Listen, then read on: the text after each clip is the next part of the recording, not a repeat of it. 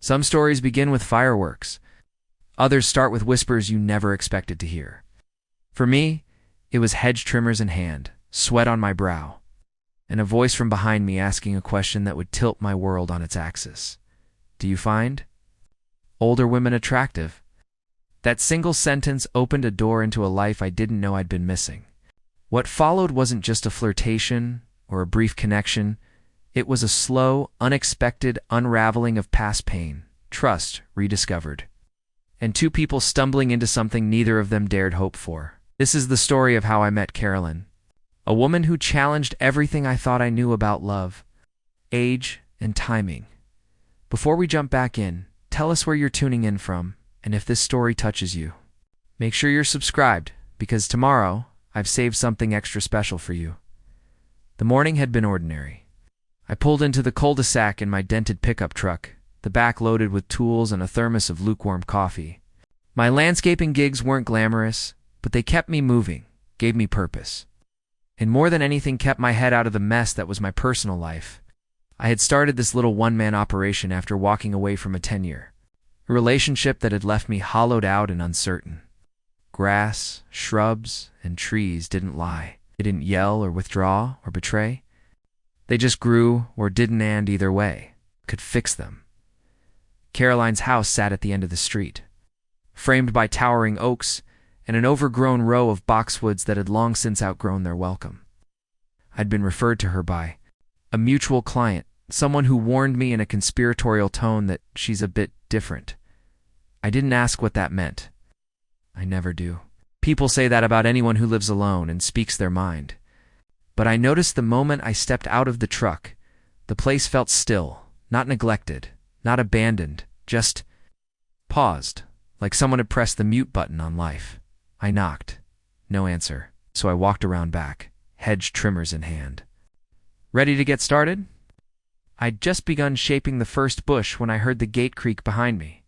I turned to see a woman in her early 50s, maybe 53 or 55, wearing a wide sun hat, linen pants, and a look of mild amusement.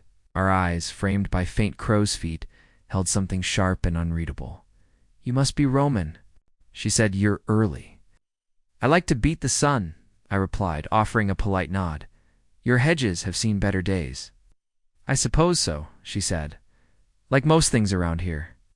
I wasn't sure what to say to that, so I just got back to work. She stayed, though. Didn't go back inside like most clients. Just stood there, arms crossed, watching me. Not in a suspicious way, more like someone watching a performance they didn't realize they bought tickets for. Eventually, she sat down on a patio chair, pulled a book from the side table, and read. Occasionally she'd glance up and offer a thought, not about the hedges, about birds, about the slow decay of suburbia, about the price of silence and long marriages. That's when I understood what my client had meant. She wasn't odd, she was honest. Maybe a little too much so for the average neighbor. But I liked that. I liked her rhythm. Didn't demand anything of me. Just shared space and observation. We didn't talk much that first day. The boxwoods cleared dead ivy, pulled a few weeds that had grown wild around her back fence. But I noticed things like how she hummed a tune when she thought I couldn't hear. How she absent-mindedly twisted the ring on her right hand when her thoughts wandered. How she paused at the edge of saying something and then chose not to. At the end of the job, I knocked on her back door. She answered with a glass of lemonade already in hand, as if she knew I'd come. "You do good work," she said, offering it to me. "Most people rush." "I don't like rushing," I said. "Plants know when you're impatient." She smirked. "So do people." I thanked her and turned to leave, but just as I stepped off the porch, she called out, "You're coming back tomorrow, right?" I hadn't planned to. The job was technically done. Something in her tone, hopeful, detached, careful, made me hesitate. "Sure," I said. "If you've got more that needs doing," she nodded. "I'll make scones." And that's how it began. Second morning, then a third. I found excuses: loose tiles along her garden path, an old wooden bench that needed refinishing, a back fence that had rotted at the base. She didn't stop me. In fact, she seemed to find new things for me to fix every day. And we talked more and more with each visit, about books, movies, the absurdity of dating apps. She told me she'd been married once, widowed for 6 years, and that solitude suited her more than people did. I told her about my ex, Ow. about the way we slowly stopped seeing each other even while sharing the same bed, about how I now felt more at home in other people's backyards than I ever did in my own. She didn't pity me. She didn't judge. She just listened, the same way I listened to her. And then on the 5th morning, as I stood trimming the last of the unruly hedges near the far end of her yard, I heard her voice behind me low, curious, and just a little playful. "Roman," she said. I turned. She tilted her head, took a breath, and asked, "Do you find older women attractive?" I froze, not because the question was strange, but because it was the first thing she'd ever said to me that carried weight. Not humor, not casual. Reflection. Genuine question wrapped in fear and daring. I didn't answer right away. I looked at her, Ellie. Looked at her. The silver streaks in her dark hair, the way she stood barefoot in the grass, her face unreadable, but vulnerable. She waited, and the silence stretched, not awkward, but alive. "I find honesty attractive," I said finally. Age doesn't scare. Me, pretending does. She smiled, then not wide, not flirtatious, just warm, knowing. "Well," she said, turning toward the house, "then maybe you'll stay for tea." And I did. I followed her into the house with the quiet curiosity of someone stepping into a memory that didn't belong to them. Caroline's home had a lived-in elegance, the kind you couldn't manufacture with new furniture or stage decor. There were books stacked beside armchairs, a patchwork quilt draped over the back of the sofa, and a faint scent of bergamot and old paper lingering in the air. The place felt warm, not in temperature, but in the way it seemed to exhale comfort.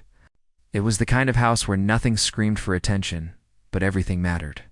She walked ahead of me into the kitchen, her bare feet making the faintest sounds against the hardwood floor. I noticed how deliberately she moved, not rushed or distracted, just present. That word kept surfacing whenever I thought of her. Present. She moved like a woman who had nothing to prove and nothing to chase. The kitchen was small, sunlit, and filled with signs of morning rituals, an open book on the counter, a half-sliced orange, a teacup with faint lipstick on the rim. She gestured for me to sit at the table, which had mismatched chairs and a small vase with wilting lavender. I didn't know why my heart was pounding so hard, but it was. I'd been in hundreds of homes, polished, spotless, chaotic. Cold but Caroline's felt like a place where something real could happen. She put the kettle on and leaned against the counter, watching me with the same thoughtful gaze she wore the first day I met her. "You hesitated when I asked," she said plainly, no accusation in her voice, just observation. "I wasn't sure if you were serious," I admitted, shifting slightly in my seat. "It's not every day someone asks that while you're elbow deep in hedge clippings." She chuckled softly. Suppose I could have timed it better, but I've always been more impulsive than I should be. It comes from too many years of holding things in. There was a pause, and she looked down at her hands, as if checking them for something she lost. The kettle whistled, breaking the quiet like a cue, and she moved to pour the tea with the same quiet grace she did everything else. When she set the mug in front of me, our fingers brushed, and for a second I forgot how to drink anything at all. She didn't pull away quickly. If anything, she'd let the touch linger, not enough to say something, but just enough to make sure it wasn't unnoticed. We sipped in silence for a while, and I found myself relaxing. Not just physically, but in that deeper, emotional way, where the tightness in your chest softens and the weight between your shoulders eases. I was used to guarded people. I was one of them. But Caroline was guarded in a different way, not because she didn't trust me, but because she had trusted others to freely once and learned the cost of it. "You know," she said eventually, her voice calm and distant, "when my husband died, I thought that was it. That whatever part of me could ever love again died with him. And maybe it did for a while." I didn't say anything. It wasn't my moment to fill. She continued slowly, like unwrapping something fragile. "He was a good man. In his own way, steady, predictable, but we were more roommates than lovers for the last decade of his life. We stopped touching, stopped laughing, stayed because Leaving would have required an explanation I wasn't ready to give. Then one day, he just didn't wake up. She took a sip of tea, her eyes not meeting mine now. People mourn differently. I didn't cry for months. I felt relief before I felt grief, and that made me feel like a monster. "You're not," I said softly. She looked at me then, a flicker of something raw in her eyes. "I know that now, but it took a long time." There was a moment between us, thick with truth and the kind of silence that isn't empty, but rather full of all the things left unsaid. I wanted to reach across the table and touch her hand again, but I didn't, not yet. Ow. I sensed she needed space to finish what she was trying to say. "When I asked you that question," she said, voice quieter now, "about older women, wasn't just asking if you thought I was attractive. I was asking if someone like me was still allowed to feel wanted. Not just seen, but really wanted. Desired." I swallowed hard. Not because I was uncomfortable, but because I felt something crack open in me, too. How many times had I asked myself the same question, in different forms? Am I still worthy of love after everything that's happened? Can someone look at me and not just see the wreckage I carry, but the man I still am? "Carolyn," I said, setting my mug down, "you're not just attractive, you're magnetic. You draw people in not because of your age, but because of how deeply you feel and how unafraid you are to speak the truth. That's rare. That's beautiful." Her lips parted like she wanted to speak, but instead she gave the faintest smile. It wasn't flirtation. It was recognition. Like she saw me fully now and let me see her. For the next half hour, we sat there, talking about nothing and everything. Old music. Favorite wines. The strange loneliness that comes after the loss no one else sees. I told her about my sister, the only family I still spoke to, and how she always said I needed to stop trying to fix things and start letting people in. "Maybe you're both," Caroline mused. "Someone who fixes things, and someone who's finally letting himself be seen." She asked if I could come by again later in the week, not for yard work, but to help rearrange the bookshelves. In her study? I said yes before she even finished the sentence. As I walked out into the yard, the sunlight felt a little warmer, the air a little fuller, and somewhere deep in my chest, a pulse I hadn't felt in years had returned. That night I lay awake. Longer than usual, not from worry, from wonder. Her words echoed in my mind. "Do you find older women attractive?" But more than that, what lingered was the look in her eyes when she asked it, not a plea for validation, but an invitation into her most guarded space. And I had accepted it. Preparing and narrating this story took us a lot of time, so if you are enjoying it, subscribe to our channel. It means a lot to us. Now back to the story. When I showed up the next morning, I told myself I was just being thorough, that I was following through on a request, helping her with those shelves. But the truth sat heavier in my chest. I wanted to be there, not just for the work, but for her. For that quiet way she filled a room with meaning without demanding it. For how she asked bold questions like she'd been holding them in for years and finally trusted someone enough to let them out. Caroline had become a gravity I didn't expect. And somehow, I didn't mind being pulled in. She opened the front door, already smiling, her hair pulled up in a messy bun, strands framing her face in a way that made her look softer than usual. Her eyes crinkled slightly as she stepped aside to let me in. I carried my toolbox out of habit, though I doubted I'd need it. The study she'd mentioned was just off the main hallway, filled with books and curios, and the kind of cozy disorder that comes from someone who actually reads what they collect. Stacks of novels leaned against one another on the floor, and the big window facing the backyard let in morning light that painted the room gold. "I've been meaning to sort through these for ages," she said, running her hand along the top of the nearest shelf, "but I always put it off. Like if I start, I'll have to face something I've avoided."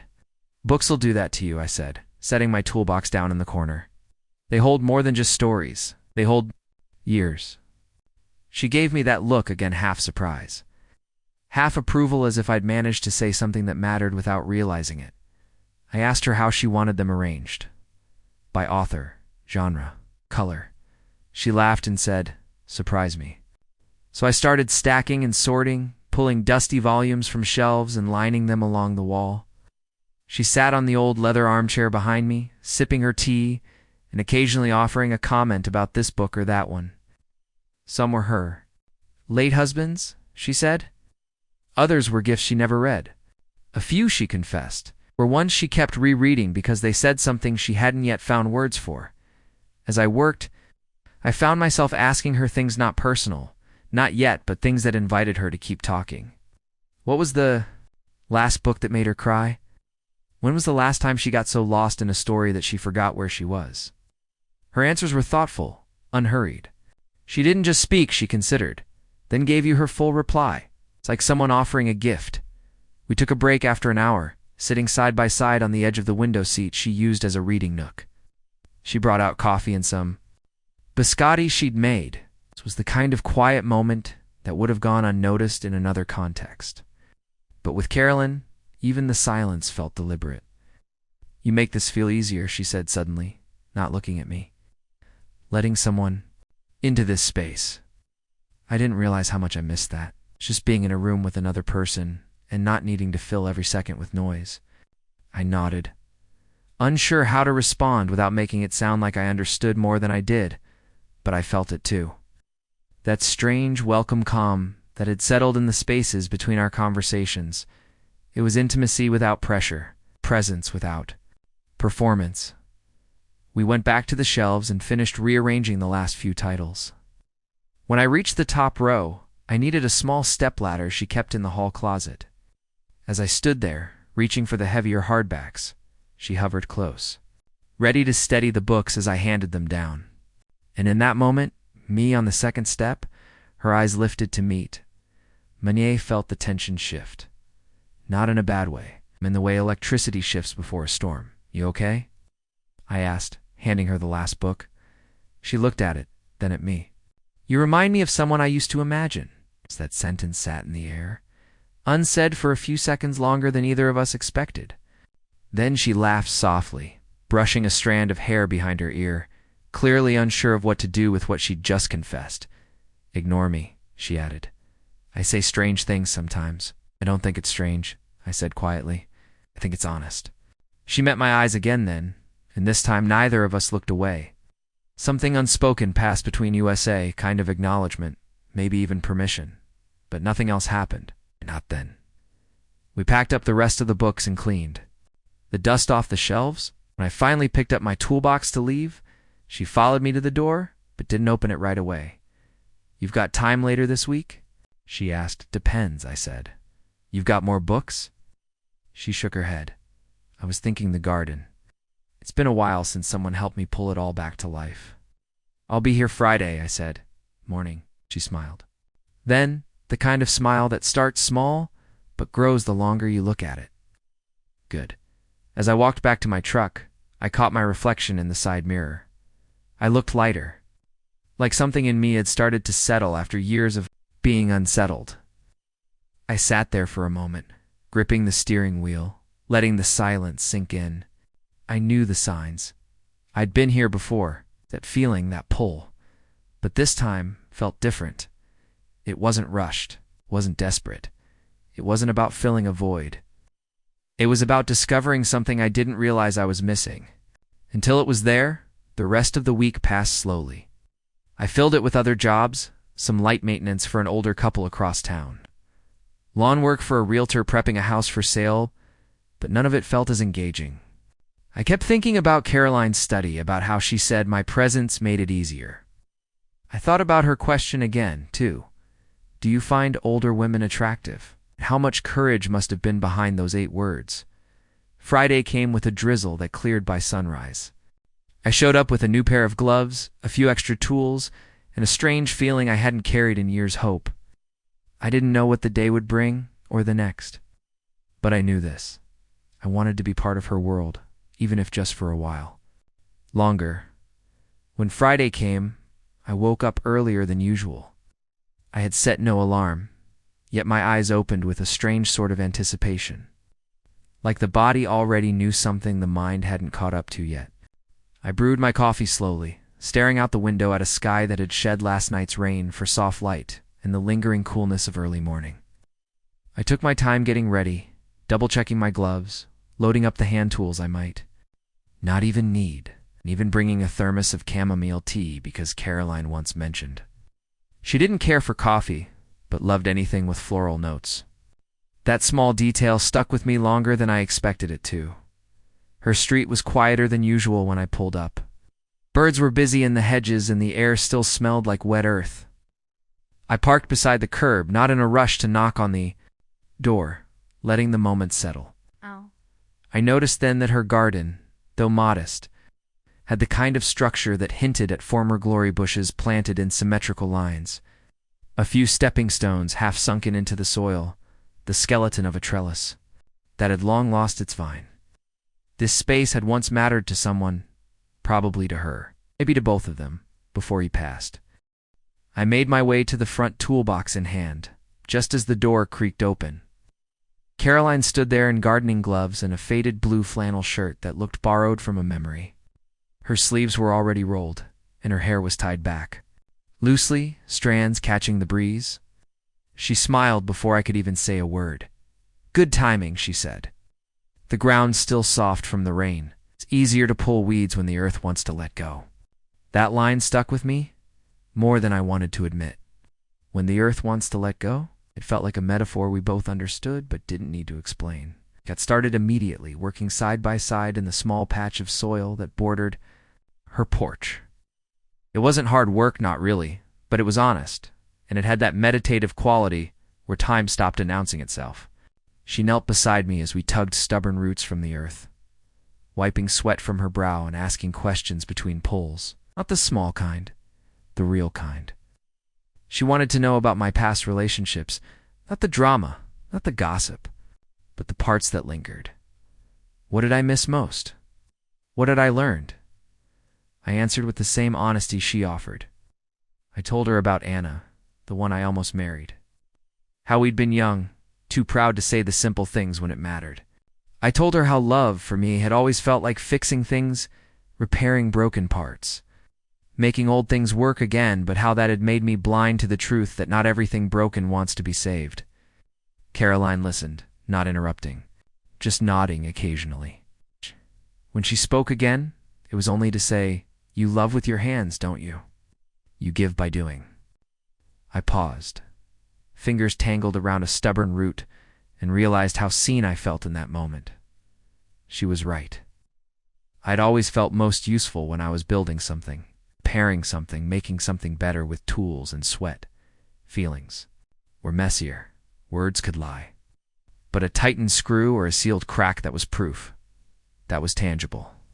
She looked up at me with eyes that weren't just studying me anymore. They were remembering something. Or maybe imagining something. I used to think love was supposed to feel like fireworks.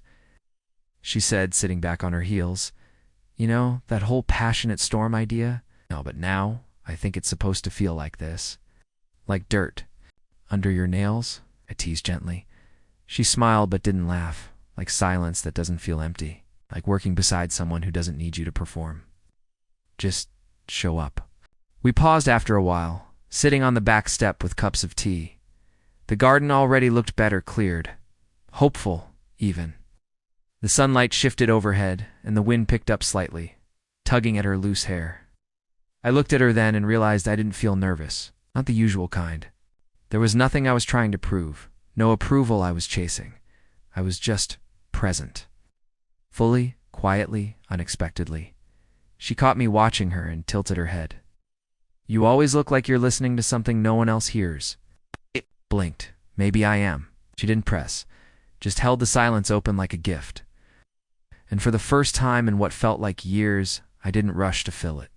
After a long moment, she reached into her pocket and pulled out a small photograph, worn at the corners. She handed it to me with no explanation. It was a picture of her and her late husband, young and smiling, standing beside the very same garden. Now half overgrown, they looked happy, in the way only people still learning about each other can be. "That was the summer we built the trellis," she said softly. "We were covered in dirt and arguing about what kind of vine would look best. He wanted morning glories. I wanted roses. We settled on clematis. They all died eventually. I handed the photo back carefully, unsure what to say. "He looks like he loved you." "He did," she replied. "In his own way. Just didn't always know how to meet him where he was." The honesty in her voice cut deeper than any confession could. It wasn't bitterness. It was a kind of quiet acceptance that only comes after years of healing. And maybe that's what drew me to her most. Not the way she looked, not the way she moved, but the way she carried her past, like something she'd learned from instead of something she ran from. By the time I finished loading the yard waste into the bins, the sun was beginning to dip lower in the sky. I washed my hands in her outdoor spigot, letting the cold water run over my fingers as I stared at the place where we'd spent the day. It looked different now, more alive. "Like her? You. Free next week?" she asked from the porch, her tone casual, but her eyes anything but. I nodded. "Always time for someone who makes a mean cup of tea," she grinned, and for a moment I saw the younger version of her, the woman in the photo, all fire and hope. Still hiding inside this calm, steady version? As I walked to my truck, she called out one more time, voice quieter now. "Hey, thanks. Not just for the garden. For today." I turned and nodded. "Anytime, Carolyn." As I drove away, the image of her kneeling in the garden, laughing at something I said, lingered longer than it should have. I wasn't sure where this was going, or if it was going anywhere at all. But for the first time in a long time, I was. Okay, not knowing. Because whatever it was real. And that was enough. The next time I saw Caroline, it wasn't planned. It was 4 days later, on a Tuesday afternoon, while I was grabbing a sandwich from the corner deli near my place. The same old man who always took his sweet time ordering was ahead of me. And just as I was about to check the time, I heard her voice behind me, calm, measured, a little amused. "You're brave coming here during lunch rush." I turned, and there she was, holding a small grocery bag and wearing that same soft flannel green this time. Her hair was up in a clip, and she looked completely at ease, like the chaos of the deli didn't even touch her. It caught me off guard how effortlessly she slid into view, like she belonged there. Like we hadn't spent the last few days apart, quietly wondering what the other was thinking. I offered a half smile and nodded. "You didn't know this was your spot," she shrugged. "It's not. But sometimes I crave the turkey pesto here, and I don't fight my cravings anymore." There was something deliberate in how she said it, a slight inflection that made me wonder if she meant more than just food. We ordered together, sharing small talk that felt bigger than it was. She asked about my week. I found myself telling her more than I usually would about the fence I repaired that turned into a full gate replacement, about the elderly widow who insisted on paying me in banana bread. Caroline listened with those eyes that didn't just hear, they held things. And when she spoke about her week, about sorting through old boxes in the attic, about finding letters she wrote to herself in her 30s, she did it without apology, like someone who had finally stopped being afraid of her own past. We ended up sitting on the little bench outside, lunch in hand, just watching the street move around us. The city had its own rhythm, but beside her, it felt slower. It's more intentional. "Do you always carry yourself like this?" I asked, more to myself than to her. She tilted her head. "Like what?" "Like you've already figured out the parts the rest of us are still fumbling with." She laughed, not loudly, but with the kind of warmth that makes you want to lean closer. "No one has it figured out. I've just made peace with the fact that I won't." That hit me harder than I expected, not because it was profound, but because it was true. And because it felt like something I hadn't given myself permission to do yet. As we sat there, she tore a piece of bread from her sandwich and tossed it to a pigeon that had been hovering nearby. Then she said, almost offhandedly, "I like being around you. You're steady. Like a good bookend." I chuckled. "That's a new one." She looked at me then, serious again. "I mean it. You don't rush the silence. You don't fill the space with nonsense. That's rare." I didn't know what to say to that. But something in me stretched, like a muscle I hadn't used in a while. We parted ways with no promises, no expectations.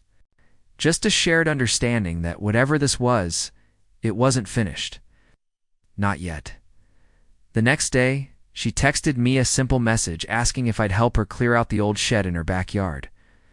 "Could use your hands," she wrote. "And maybe your presence too." That second sentence, unexpected and unfiltered, sat with me longer than it should have. I said yes before I even checked my calendar. When I arrived, she met me out back. Already halfway into the mess of rusted tools and cardboard boxes stacked like mini towers of forgotten years. The shed smelled like dust and nostalgia. We found everything from her husband's old golf clubs to photo albums she hadn't opened in decades. I watched her as she held a black and white picture of herself in her 20s, barefoot in a field, arms outstretched like she was dancing. With the wind? "I don't remember who took this," she said, "but I remember how free I felt that day." I wanted to ask her why that feeling faded, but I didn't. Instead, I offered a different question. "Do you think we ever really go back to who we were?" She looked up at me, then shook her head. "No, but I think we carry pieces of that person with us. Sometimes someone shows up who reminds us how to look for them again." She said it so simply, like it wasn't meant to land the way it did. But it landed hard. We worked in silence. After that, each of us buried in the weight of cardboard and memory, the kind of silence that only exists between two people who trust each other enough not to fill it. Later, while stacking a final box near the corner of the shed, I accidentally knocked over a small metal tin that rolled and popped open. Inside were old letters, handwritten, folded neatly, their paper yellowed at the edges. Ow! To pick them up, paused when she saw the handwriting, and let out the smallest breath. "These were mine," she said quietly. "Letters I wrote to him. Before we got married. Before life complicated everything." I asked if she wanted me to put them away. She didn't answer at first. Then gently, "Would you read one too?" Me. I hesitated, unsure if it was too intimate, but she insisted, so I did. My voice cracked in places, not because the letter was dramatic, but because it was so unguarded, so full of hope and possibility. When I finished, she reached over and squeezed my hand. "I needed to hear that today," she said. "Not because I miss him, but because I forgot how capable I once was of love that big." We didn't speak for a while after that, just sat there side by side, in the doorway of that old shed, watching as the light shifted through the trees. The moment didn't need words. It already said everything it needed to. As the sun dipped lower, I started packing up. She followed me to my truck, just like before, but this time she stood closer than before. I turned, thinking. She might say something, ask something, but she just looked at me. Her eyes soft and steady, and then with no pretense, she said it. "I haven't felt this safe in years." That night I couldn't sleep, not because something was wrong, but because something finally felt right in a way I hadn't allowed myself to feel in a long time. I lay in bed staring at the ceiling, replaying the way Carolyn had said it softly, without expectation, as though the words had escaped her lips before she had the chance to overthink them. "I haven't felt this safe in years." The kind of phrase you threw around lightly. It came from someplace deeper, from wounds and memories and cautious trust. And she had handed that to me, without armor. I kept wondering what exactly I had done to earn that kind of honesty. But maybe that was the point. Maybe you don't earn something like that. You just show up again and again, until the space between two people becomes quiet enough for truth to echo through. I spent the next few days busy with work, fixing a roof leak for an older couple who bickered like teenagers, replacing a broken stair rail in a two-flat owned by a single mom juggling more than any one person should have. 2. I was physically exhausted by the time Friday rolled around. But my mind was still fixed on Carolina, her voice, her garden, the way her eyes softened when she looked at something meaningful. I hadn't texted her since the shed day. Not because I didn't want to, but because I didn't want to crowd something that had only just started breathing.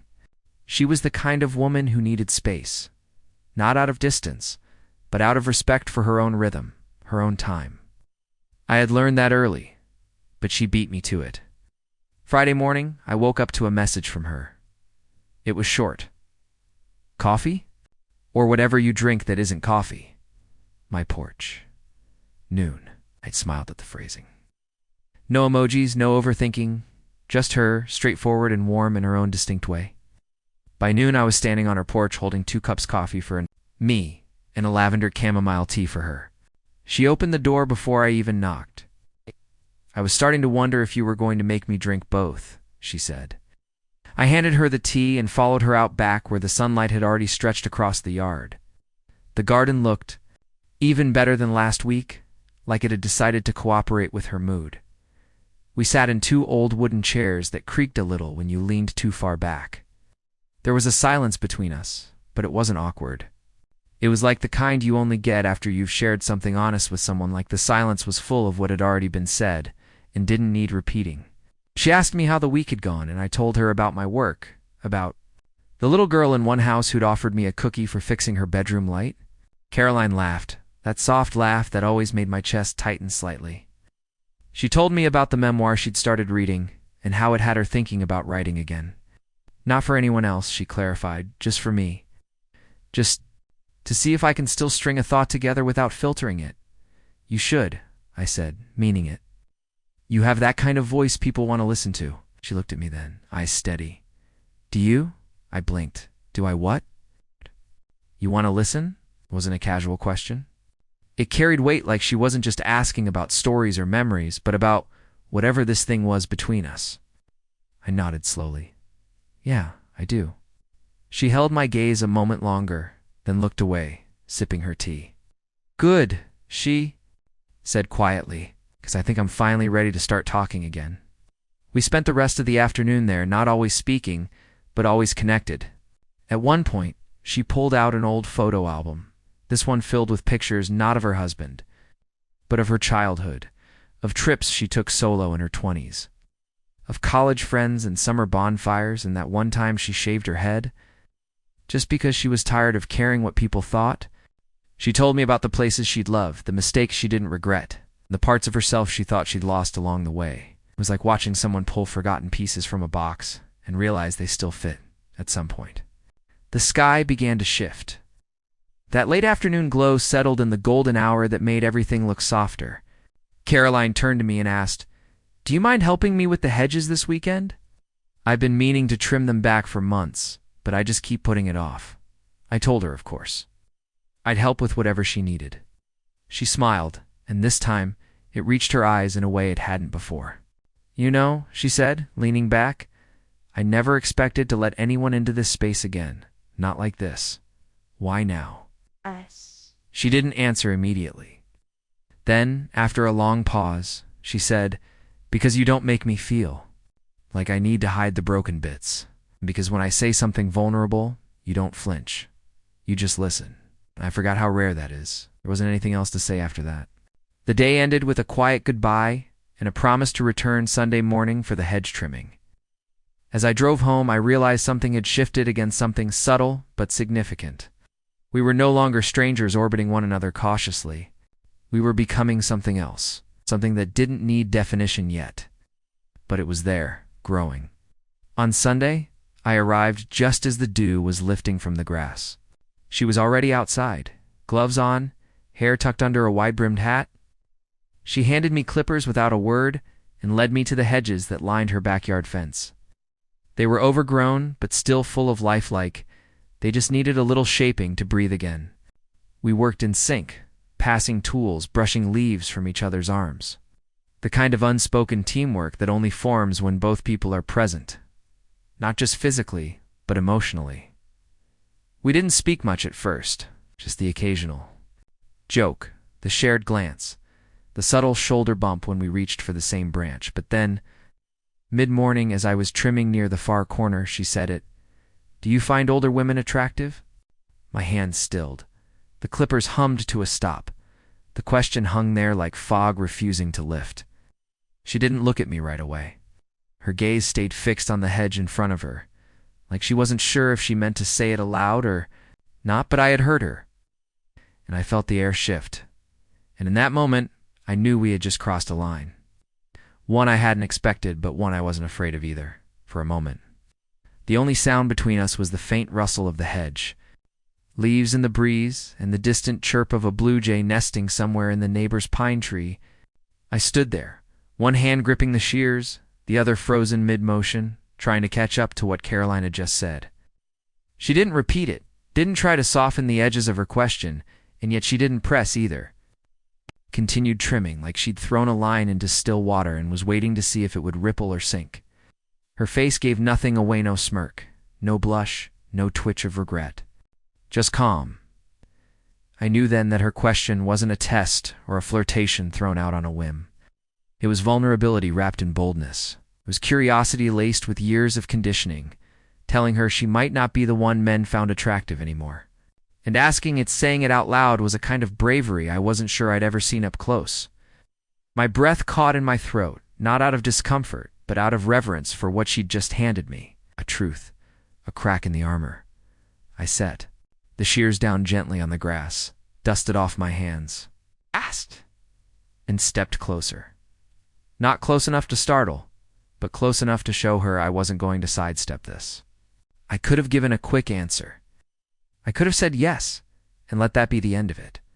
But she deserved more than that. So I said, I think attraction isn't about numbers, it's about presence. And you carry a kind of grace and self-possession most people are too scared to grow into. She didn't look at me right away, but I saw the way her shoulders dropped ever so slightly. Not in defeat, but in relief. Like she'd been holding something heavy and finally let it go. She turned toward me, squinting against the sun that filtered through the hedges. That's a very kind answer. Shook my head. It's not kind. It's just honest. You asked, so I'm giving you the real version, not the polite one. That made her smile. A slow, crooked thing that didn't try to hide its warmth. She took off her gloves, brushed her palms against her jeans, and said, I was married for 22 years. And for the last 7 of them, I couldn't tell you the last time I felt seen. I don't mean noticed, mean seen, heard, considered. I nodded, waiting, she went on. I've been rebuilding myself piece by piece. I'm not looking for someone to glue me back together. But sometimes I wonder if anyone will ever look at me again like I'm more than just a nice conversation. I swallowed hard. There it was, the root of her question. It's not vanity, not desperation. It's just the deep human ache to be seen in full and still chosen. You don't need fixing, I said. You deserve someone who notices you without needing. To be told where to look, she exhaled, and it was like watching tension unravel from her body. Not all of it, but enough to notice. We got back to trimming after that, though something had shifted. The air felt more open, the silence less guarded. Occasionally our arms would brush, and neither of us would pull away. It was like we had made an unspoken agreement to keep showing up not as idealized versions of ourselves, but as we were. Weathered. Yes. But rooted. Later that afternoon, we took a break under the maple tree near the back of her yard. The sun had climbed higher, and the light was filtered through the leaves, dappled in gold. She handed me a cold lemonade, and we sat on the grass like teenagers, knees bent, backs resting against the tree trunk. For a while, we just sat there watching the shadows move across the lawn. You know, she said, voice low and thoughtful, when I was younger, I thought love was about excitement, that rush, the thrill of being wanted. But now, I think it's about safety, about who you can fall apart around without feeling like a burden. That hit me somewhere deep. I knew that version of love too well, the performative kind, all fire, and no foundation, and I'd grown tired of it. I looked over at her, the way her profile caught the light, how her face was lined not with worry but with a kind of lived-in beauty that didn't need apologizing. Then maybe we've both been looking for the same thing, I said. She didn't respond with words, but she rested her hand next to mine on the grass, just close enough for our pinkies to brush. She left it there. We didn't talk much. After that, the kind of quiet that followed wasn't empty, it was full. We sat until the sun started to dip lower and the air grew cooler. When I stood to leave, she walked me to the gate. We didn't hug. We didn't say anything dramatic. But before I stepped through, she touched my arm and said, "Thank you for making today feel like more than just hedge trimming." I smiled. "Thank you for the question." She nodded, then looked up at me with that same steady gaze. Glad I asked it. I didn't sleep much again that night, but this time, it was different. This time, my mind wasn't spinning with questions. It was sitting in the warmth of something slowly blooming. It's not rushing forward, not defining itself, just existing. It's like a flower that chooses to open a little more each day because the light finally feels safe again. The next few days passed like the slow settling of embers after a fire, warm but calm. There was no message from Caroline, no invitation, no light-hearted prompt to bring tools or tea, and I didn't force it. I sensed the pause wasn't a pulling away, it was breathing space, a moment for her to sit with what had been said. That one question hanging in the air. Do you find older women attractive? It had been a crack in the wall she'd kept, between herself and the world. And though she hadn't followed it with any declaration or flirtation, the air around us had undeniably changed. Not in a rushed or romanticized way, but in the sense that something dormant had stirred. It was as if we were both standing at the edge of a path neither of us planned to find. Wondering if it was worth walking, I spent those days finishing up other jobs, each one reminding me in subtle ways of her. An elderly man whose wife had passed 2 years ago asked me to tighten a loose cabinet door she used to slam shut every morning. He smiled sadly and said, "Funny how you miss the noise." Then there was a young couple who couldn't stop arguing over paint samples colors, that, in the end, all looked nearly the same, but I could tell the arguments weren't really about the walls. They were about being seen, about being heard, about wanting to be chosen even in the small things. Caroline had managed to say what most people couldn't even bring themselves to think aloud, and that stayed with me like an echo that hadn't quite faded yet by the end of the week. I found myself driving past her house without realizing I'd turned that direction. It wasn't intentional, but it wasn't an accident either. Her front yard was quiet, her car in the driveway, curtains pulled open just enough to let in the afternoon light. I kept driving, didn't stop, but that familiar ache returned, that hum in the chest when you want to be near someone without knowing what comes next. I didn't want to rush her, but part of me was waiting, and I knew she probably was too. That weekend, the message came not in the form of an invitation, but a photo. It was of her garden, where the last of the summer flowers were starting to bloom despite the cooling air. The caption was simple: "The dahlias refused to give up." I smiled, typing back like someone else I know. Her response came quickly. "Touche coffee tomorrow?" Sunday morning I arrived with 2 cups again, but this time I didn't knock right away. I stood on her porch a moment longer than I should have, noticing the fresh coat of paint she must have added to the trim, the soft sound of jazz drifting from inside. Ow.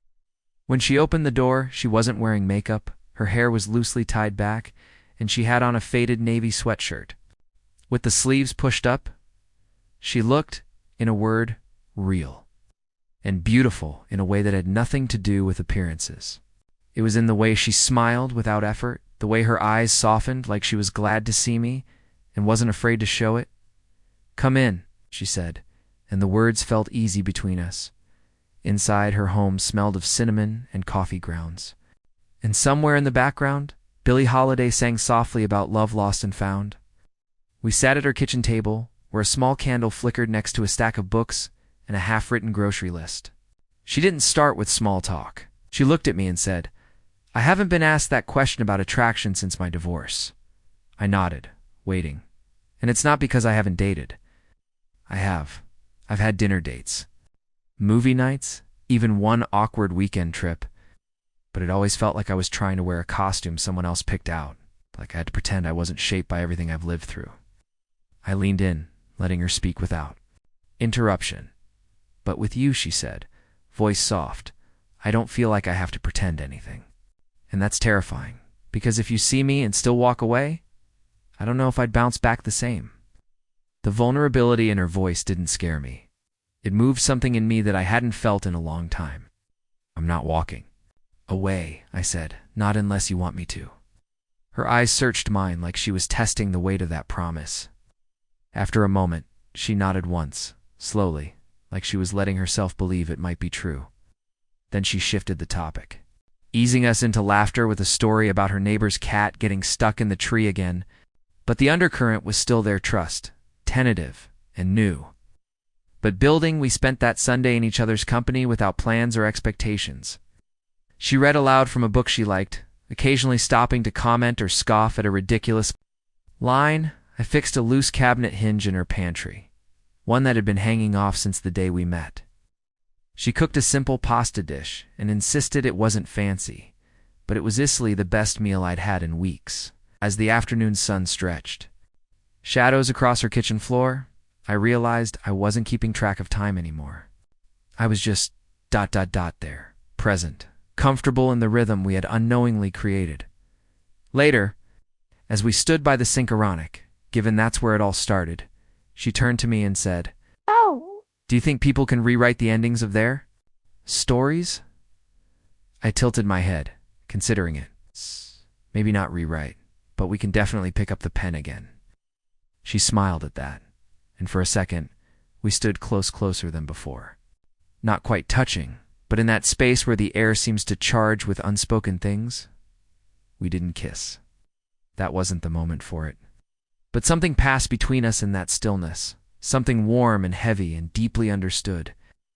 Said, "We're not rushing, but we're not turning away either." As I left that evening, she walked me to the door again, but this time she reached out and squeezed my hand. "I'm glad you came today," she said. I nodded. Me too. Driving home, I felt a quiet certainty building. It's not fireworks or declarations, but a slow burn, the kind that sustains instead of scorches. Whatever this was between Caroline and me, it was real. It was growing, and I wasn't going to let fear or doubt make me miss it. The days that followed seemed to settle into a gentle rhythm, one I hadn't realized I'd craved until it was there. I still had work-lined-up clients with leaky roofs and crooked porch railings, but I found myself managing my schedule so that I could drive past Caroline's place in the late afternoons. Not always to stop, sometimes just to glance at her front yard, to see if she was out tending her flowers or sitting on the porch with a book in hand. More often than not, I'd catch a glimpse of her in those small, ordinary moments pulling weeds with a sun hat on, or laughing into her phone, as if someone on the other end had told her something worth remembering. I never lingered too long, not wanting to overstep the fragile balance we were building. But the sight of her brought a steadiness to my day that I hadn't expected. Then came Thursday. I had just wrapped up a plumbing job across town and was about to head home when a message popped up on my phone. It was from Carolyn. No words, just a close-up of a lemon tart, golden and glazed, with powdered sugar dusted in the shape of a heart. Beneath it, one line, "Too sweet to eat alone." I didn't even hesitate. 15 minutes later, I was on her doorstep, tart still warm, her door open before I could even knock. She grinned as she stepped aside, and I stepped into something that felt more and more like home. We ate in her sunroom, the late daylight pouring through the windows, making everything glow a little softer. Caroline had a way of turning the mundane into something meaningful. We talked about little things, the time she once got locked out of her own house in her bathrobe. It's the neighbor's dog who kept digging under her fence to nap in her garden. Her love of old black and white films she insisted I needed to watch. It wasn't grand or dramatic, but it was everything I didn't know I needed. Her presence had that effect. Disarming, familiar, quietly magnetic after dessert. We found ourselves in her living room, the tart replaced by tea, the conversation deepening as the evening wore on. She sat curled on the couch, barefoot, with a blanket draped loosely across her lap, and I settled into the armchair opposite her. The jazz on the radio hummed low in the background, and between sips and stories she asked, "What about you? What made you start working with your hands?" I smiled, leaning back, the warmth of her gaze coaxing out things I rarely shared. I told her about my dad, a man who taught me how to fix things, but never quite knew how to talk about feelings. I told her about the old house I grew up in, where everything creaked and sagged but felt solid in ways people sometimes didn't. I spoke of the comfort I found in repairs, the way broken things didn't need to stay broken, how effort and patience could make something whole again. She listened without interrupting, her eyes never leaving mine.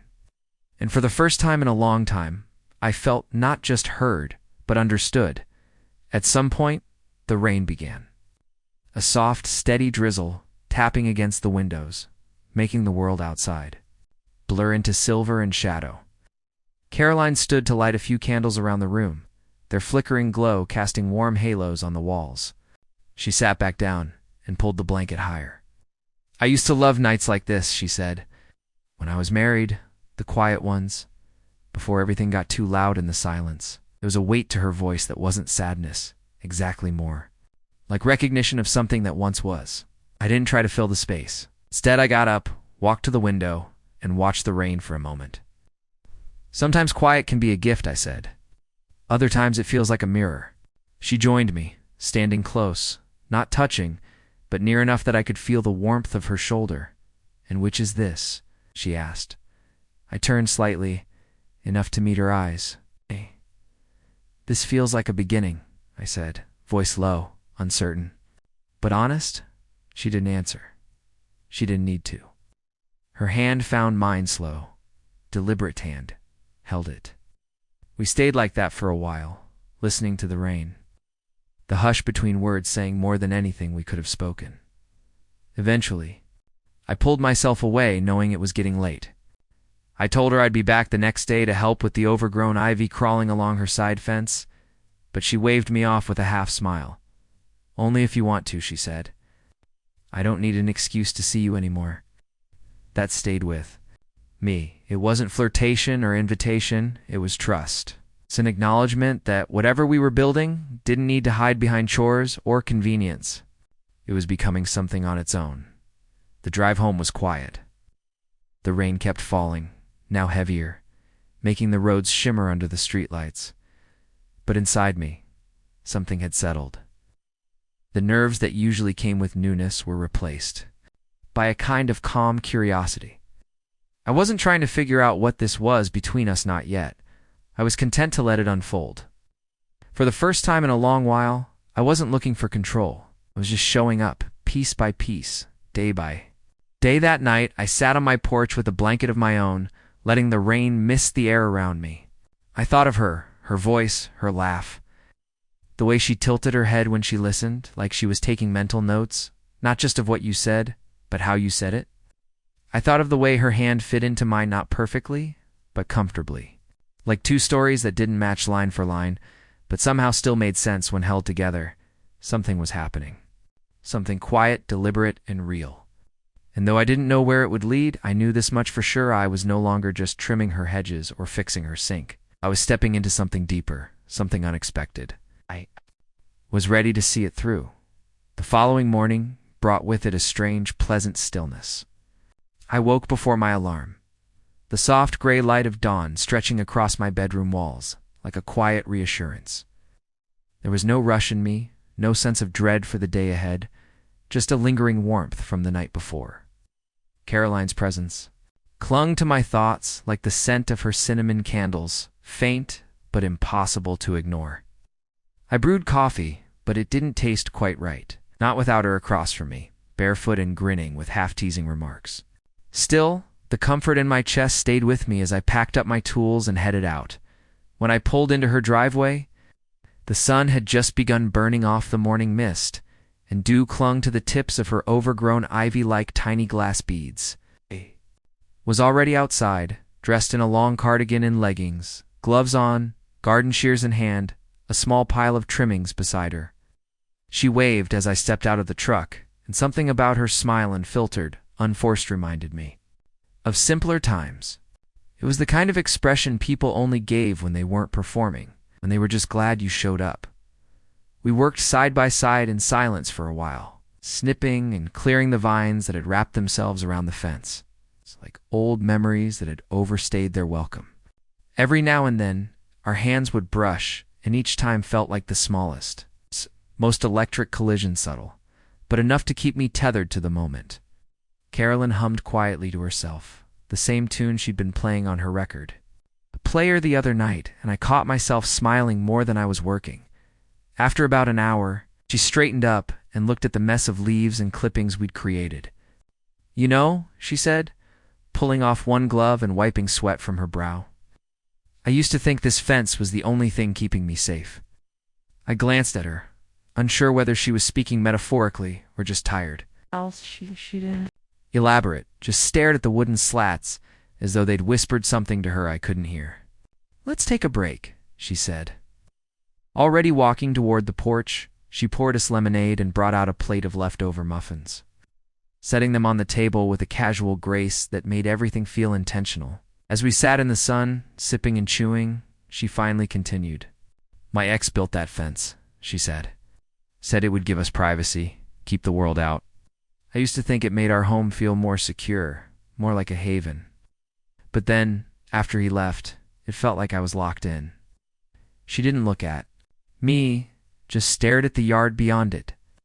It took me years to realize the fence wasn't the problem. It was the way I stayed behind it. I set my drink down, unsure how to respond. I'd never been the kind of guy to offer philosophical advice. I fixed things. I patched leaks, replaced broken tiles, trimmed hedges.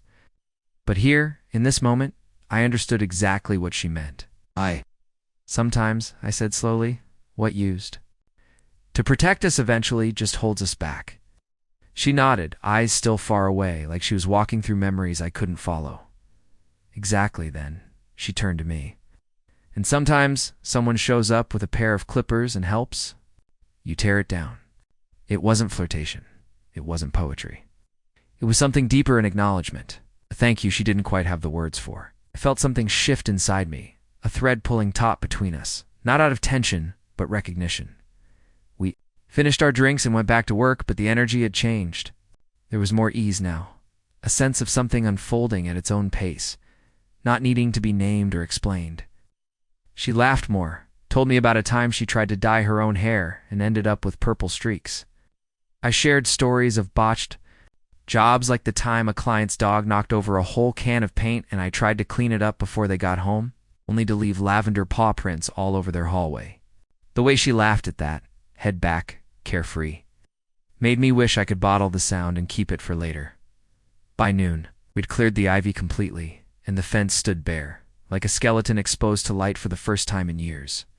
Caroline stood with her hands on her hips, breathing heavy but proud. "I don't even recognize it," she said, almost to herself. "It's like it belongs to someone else's house." I shook my head. "No, it looks like a fresh start." She glanced at me, and for a second I saw something flicker across her face, something like hope. "Maybe that's what we both needed," she said. "A place to begin again." I didn't answer right away. I was too caught in the moment, in the way her words echoed something I hadn't let myself admit. I'd come to her house to work, to trim a few hedges, fix a few things. But what had really happened was something more unexpected. I hadn't just helped her rediscover her yard, I'd been rediscovering something in myself, too. Part I thought had long rusted shut, the ability to feel connected, not just to another person, but to a future that wasn't weighed down by the past when it was time to pack up. She walked me to the truck, her steps slower than usual. "Thank you," she said, voice quieter now, "not just for today, for showing up." I looked at her, really looked, and saw not just a woman who had been through pain, but one who had fought to grow past it, who was still willing to reach toward something better. "Anytime," I said. "Really," as I climbed into the truck. She leaned against the door frame, one hand resting lightly on the window. "You know," she said with a half smile, "most guys would have been scared off by that question I asked." I raised an eyebrow. "Which one?" "You know the one," she said, "about older women." I laughed, and she did too. "Wasn't scared?" I said. "If anything, it told me you were honest enough to ask what mattered." She straightened up then, a breeze catching her hair, the sunlight turning her eyes almost gold. "You keep showing up like this," she said, "and I just might start believing in second chances." I started the engine, but I didn't drive off right away. I let the moment linger, let the silence stretch just long enough to mean something. Then I nodded and said, "Then I guess I'll have to keep showing up." As I pulled away, I glanced in the rearview mirror and saw her still standing there, hands in her pockets, watching me go, but not with sadness. Something that felt like patience, like promise. Like this story of ours had many chapters left to write. The week moved forward in a blur of routine jobs and subtle anticipation. Each day I found myself checking the time more often than usual, measuring the hours between tasks, not by deadlines or invoices, but by how long it would be until I could justify heading back to Caroline's neighborhood. I wasn't looking for excuses anymore. I had stopped pretending there was anything routine about what was happening. The way she lingered in my thoughts during the quiet parts of the day was no longer something I tried to shake off. It was becoming a new rhythm, and I didn't mind the beat. On Wednesday, I finished a siding repair ahead of schedule and took a slight detour past her street. I wasn't planning to stop. I just wanted to see the house, maybe catch a glimpse of her. Silhouette in the front window. But as I cruised by, I saw her on the front steps, legs stretched out, a glass of iced tea beside her, eyes closed and face tilted toward the sun like someone trying to memorize warmth. I slowed down just a little. She opened one eye and smiled. Without missing a beat, she didn't wave, didn't motion me over, just smiled like she already knew I would stop. And I did. I parked a few houses down and made my way up the sidewalk. She had changed into a soft cotton tank and jeans, bare feet tucked under her as she patted the step beside her. "I thought you had a siding job today," she said. I raised an eyebrow. "Have you been keeping tabs on me?" She shrugged. "Let's just say I know your habits better than you think." I sat beside her, close enough to feel her shoulder near mine, but not touching. She handed me the tea, and we sat like that, watching the trees sway, listening to the rustle of wind through leaves and the distant hum of a lawnmower. For a while, it felt like neither of us needed to speak. Eventually, she turned to me, her voice softer than usual. "Do you ever think about what your life would look like if one decision had gone differently?" I took a sip and nodded. "Every now and then, sometimes it feels like there's this other version of me out there. The one who stayed in that relationship longer. The one who moved away when he had the chance. The one who picked a different road when it split." She was quiet. "Considering that, I think about that too. There's a version of me that never got married. One that traveled the world instead of settling here. But sometimes I wonder, even if we'd made all those different choices, would we have still ended up in the same place emotionally?" I glanced at her, then out toward the sidewalk where shadows played between sunlight patches. "I think we'd still carry the same wounds, the same longings. Maybe the scenery would change, but the story wouldn't." She nodded, eyes distant, like she was staring into some unseen memory. Then, without looking at me, she said, "I don't think I've felt this safe in years." The words floated between us like something too fragile to land. I looked at her, but she kept her gaze forward, hands clasped in her lap. It wasn't a flirtation. It wasn't even necessarily about me. It was a truth, one she hadn't expected to say aloud, yet it landed in my chest with a weight I couldn't ignore.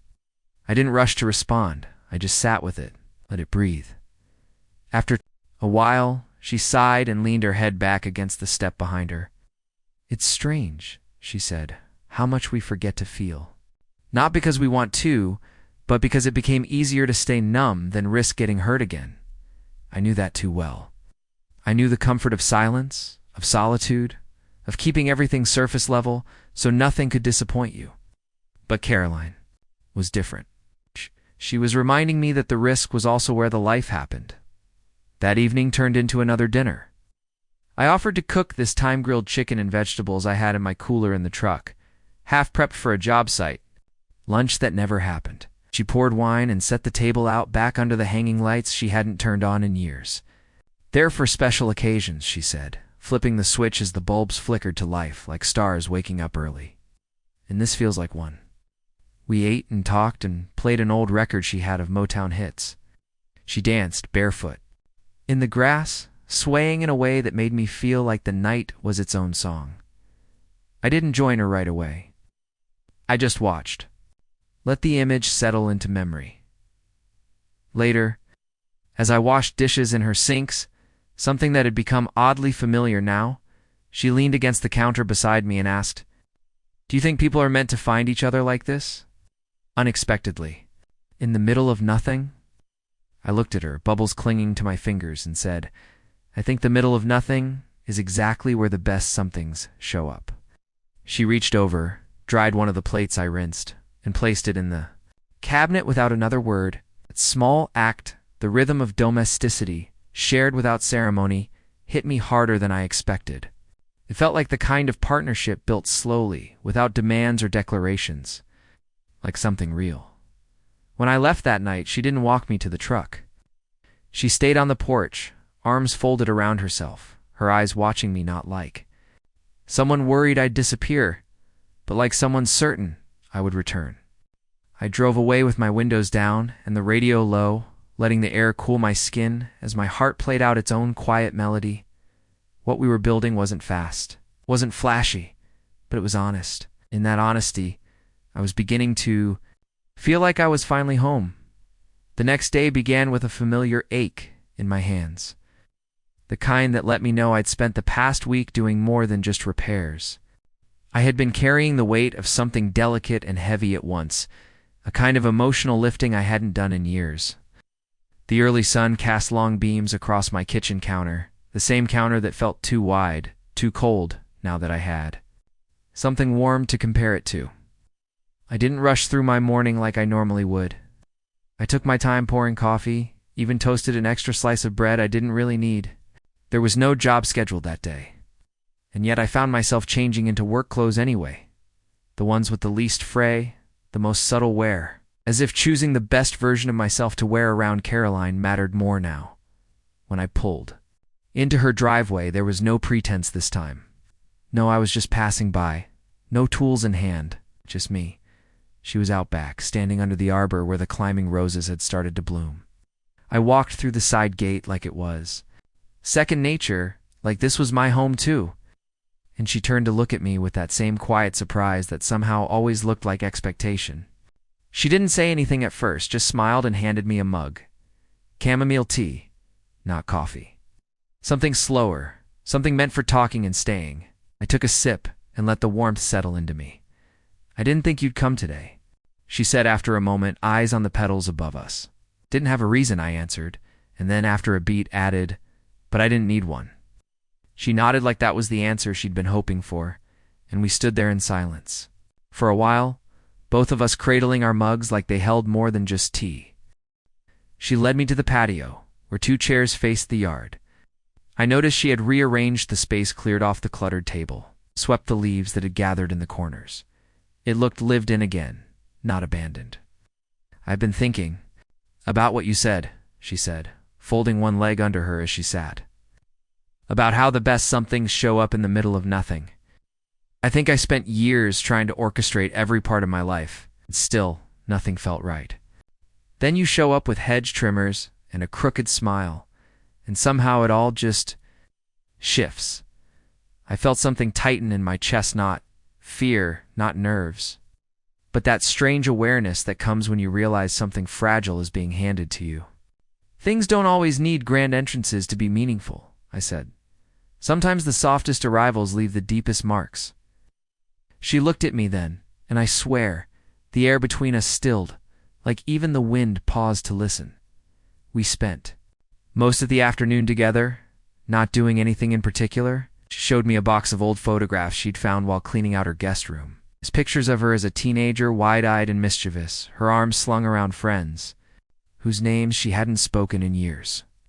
There was one of her in Paris, standing beneath the Eiffel Tower in a red coat that looked like it belonged in a film. That trip, she said, brushing her thumb over the faded corner, was the last time I felt truly alive. Until recently. She didn't look at me when she said it, but she didn't need to. The weight of those words rested between us like a whispered confession. Later, we made lunch together.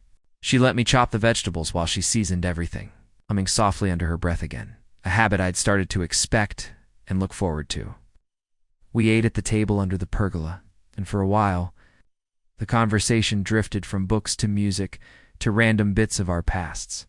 She told me about her failed attempt at stand-up comedy during college open mic nights. I told her about my brief obsession with motorcycle racing before I learned I had no balance and even less sense of self-preservation. There was laughter, real and full, the kind that makes your stomach ache and eyes water. There was also the kind of silence that follows good stories, comfortable, filled with thought, not tension. I caught myself watching her hands as she spoke, the way they moved, the way they punctuated her words like punctuation marks in the air. I thought about how those hands had once built a home with someone else, raised a child, painted walls, and held themselves together through grief. And now here they were, brushing against mine as she passed the salt, steady and gentle, as if they knew not to rush, as the afternoon light turned golden and slanted across the patio tiles. As she stood and stretched, then motioned toward the hedges along the far side of the fence. "There's still a mess," she said. "You want to help? Me finish what you started?" I nodded and followed her, and we fell back into that easy rhythm snip clear pile laugh. The same work, but now it felt different. Now it felt like something we were choosing to do together, not just because it needed to be done, but because it gave us an excuse to stand near each other, to share breath and sunlight. At one point, I dropped a glove and reached down at the same time she did. Our hands met in the dirt, fingers curling around each other instinctively. Neither of us pulled away. We stayed there for a long beat, the moment stretched thin with something we didn't dare name yet. Her eyes met mine, and there was no coyness, no hesitation. Just a quiet certainty that made my chest ache in the best way. She was the one who finally stood first, brushing off her hands and offering a half smile. She said that was something. I grinned. Definitely something. By the time the sun began to dip below the fence line, we had finished the job. The hedges were neat, the yard clean, the air filled with that subtle perfume of fresh leaves and potential. She walked me back to the gate, her steps slow, like someone trying to hold on to a dream a few minutes longer. "You always leave just when it's getting perfect," she said. I paused. Maybe that's just my timing. She tilted her head. "Maybe it's time to change your timing." I didn't kiss her then. I didn't reach for her hand. But something had shifted. We both knew it. This wasn't a game. It wasn't fleeting. It was unfolding slowly, like the careful unwrapping of a fragile gift. And as I stepped out into the dusk, I knew one thing for sure. We'll be back. Not because there was work to do, but because there was something growing between us, something that had nothing to do with Hedges, everything to do with what came after. That night, long after I'd left her house, I found myself lying awake, staring at the ceiling like it might offer some kind of answer to the million quiet questions tumbling around inside me. The room felt too still, too quiet, like I'd become accustomed to a certain hum of life that now only existed in her space. I thought about her laugh echoing off her kitchen walls, the warm scent of tea that always seemed to trail her movements, and that moment in the garden when our hands met and didn't flinch away. There had been a stillness in that touch, a steadiness, like something unsaid had found its voice in the space between our palms.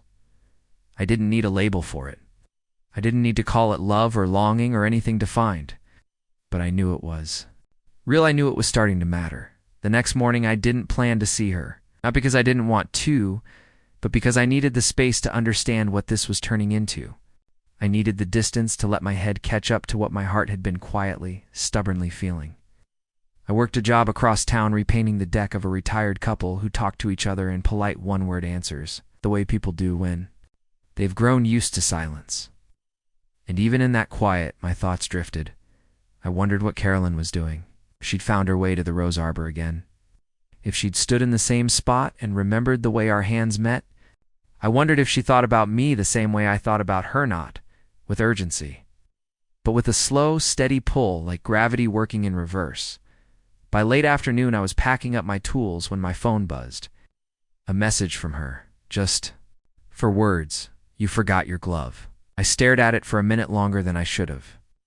It wasn't just a statement, it was an invitation. A gentle nudge, not demanding anything, just letting me know I was missed. I replied with a simple, "On my way," and tucked the phone into my pocket. The corner of my mouth twitching up into something close to a smile. When I arrived, she was in the garden again, barefoot in the grass, wearing a sundress the color of late summer peaches. She held the glove in her hand like it was something sacred. I took it from her and held her gaze longer than necessary. "Thanks," I said. She nodded but didn't step back. "I was hoping you'd come back today." I looked at her. "Really?" Looked at her the way the lines around her eyes deepened when she was trying not to look too hopeful, the way her shoulders softened when I was near. "I was hoping you'd be hoping," he said. We sat on the back porch and talked for hours about things we hadn't dared to before. She told me about her ex-husband, not with bitterness, but with clarity, about how they'd built something once, but forgot to water it. About how after he left, she spent years measuring her worth by the silence he left behind. I told her about the woman I almost married, and how the almost hurt more than the goodbye. About the guilt I carried for choosing a life that made me feel useful over one that might have made me feel wanted. She listened without interrupting. I listened without judging. And somewhere in the middle of all that listening, something changed. She leaned her head on my shoulder for the first time that night. It wasn't a romantic gesture. Not exactly.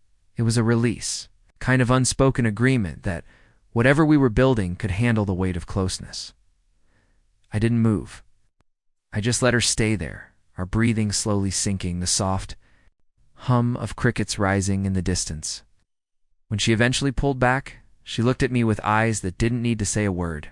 "I've been thinking," she whispered, "about what it means to feel seen. Not just noticed, not just appreciated, but really seen." I nodded, the words catching in my throat before I could answer. "You see me?" she said, in ways I forgot to see myself. I took her hand then, not like the accidental touch. From before, but with intention, with meaning. Her fingers curled around mine.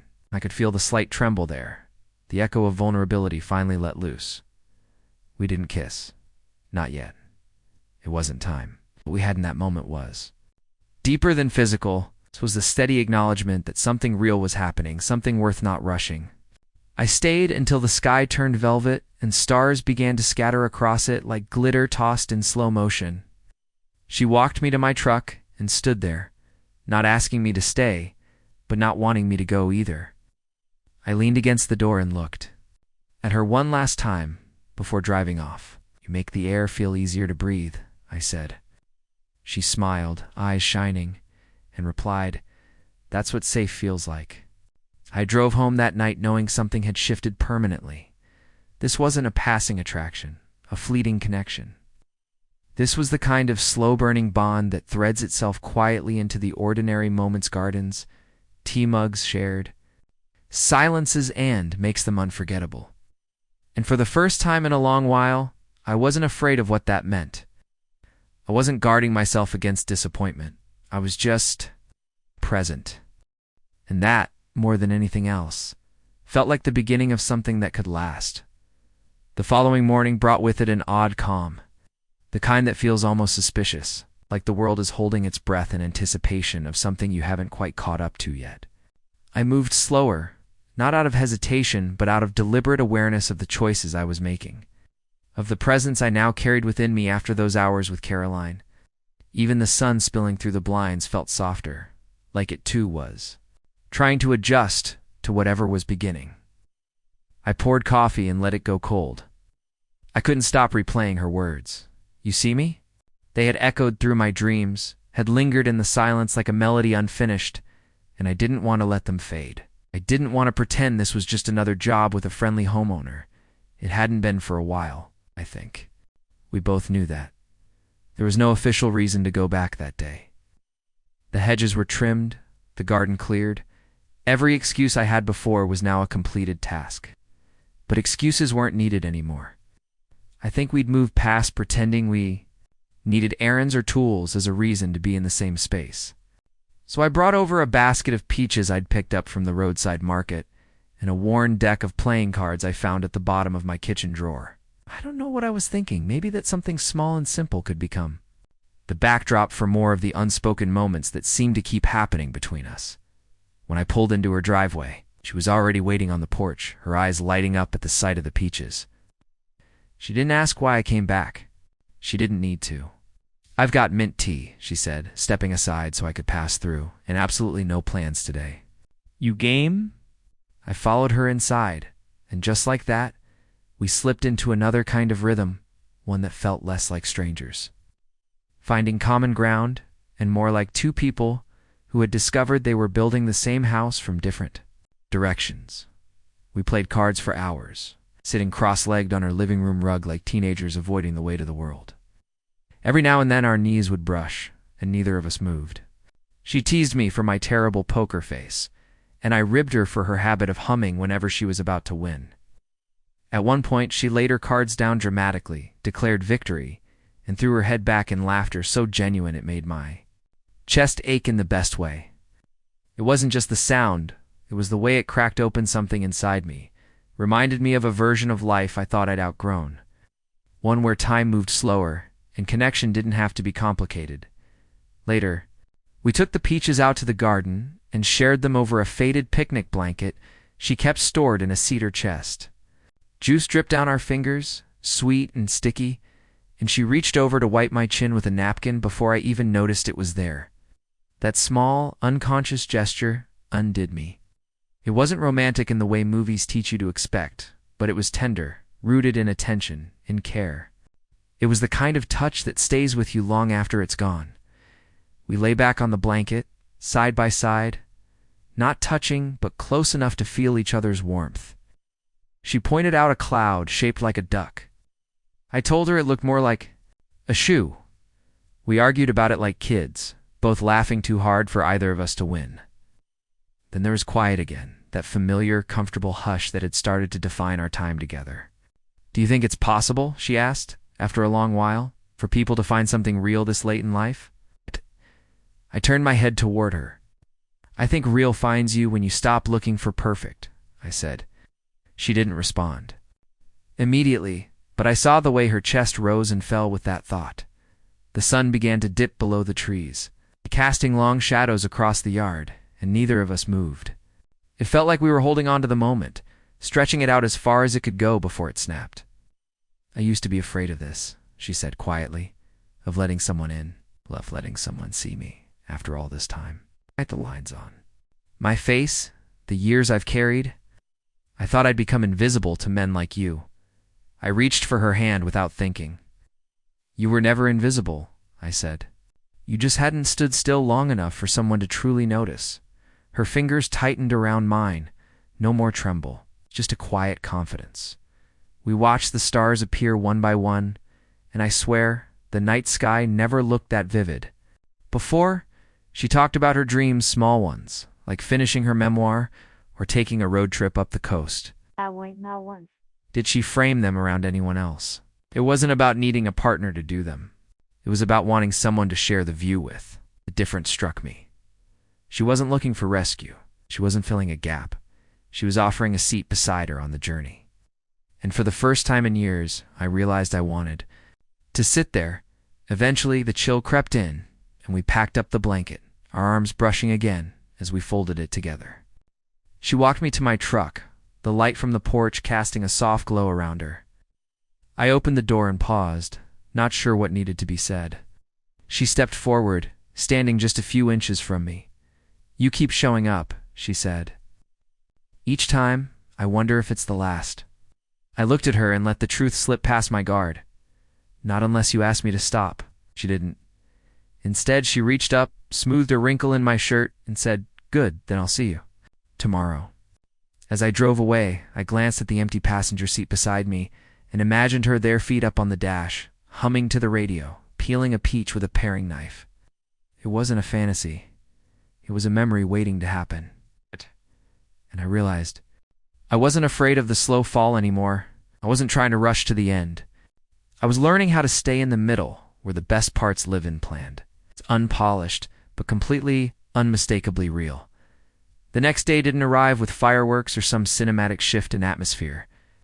There was no rainstorm to heighten emotions, no dramatic twist waiting at her door. Instead, it was just life, the quiet hum of morning birds, the low rumble of traffic in the distance, the lingering warmth of memory still wrapped around my thoughts like a blanket I didn't want to shed. I woke up and moved through my morning routine with a subtle difference: intention. Everything felt a little clearer, like the fog I'd been living under had burned off overnight. My thoughts, usually scattered and impatient, were now focused and centered on one thing: her. I grabbed my thermos, filled it with coffee, and drove toward her house without sending a message first. It wasn't arrogance. It was trust. Trust that we'd built something that didn't need constant explanation or permission. Trust that she would want me there just as much as I needed to be. And when I pulled into her driveway, that trust was answered. She stepped out from the side garden, gloves tucked in her back pocket, a smudge of soil across her cheek and a grin that felt like it had been waiting just for me. "I hoped you'd come," she said, brushing her hair back with the back of her wrist, handed her the coffee before saying anything. She took it like we'd been doing this for years. We didn't do anything remarkable that day. No grand confessions, no passionate leaps forward. We just lived. She trimmed more of the overgrown hedges, and I helped clean out the shed at the edge of her yard. It was filled with relics of a life that had once required storage: a bike with 2 flat tires, an old rocking chair missing a leg, plastic bins labeled Christmas and junk drawer. We pulled everything out and laughed at how absurdly specific. Some of the labels were, she told me stories about when her kids were younger, how that rocking chair used to be her sanctuary during 2 a.m. feedings.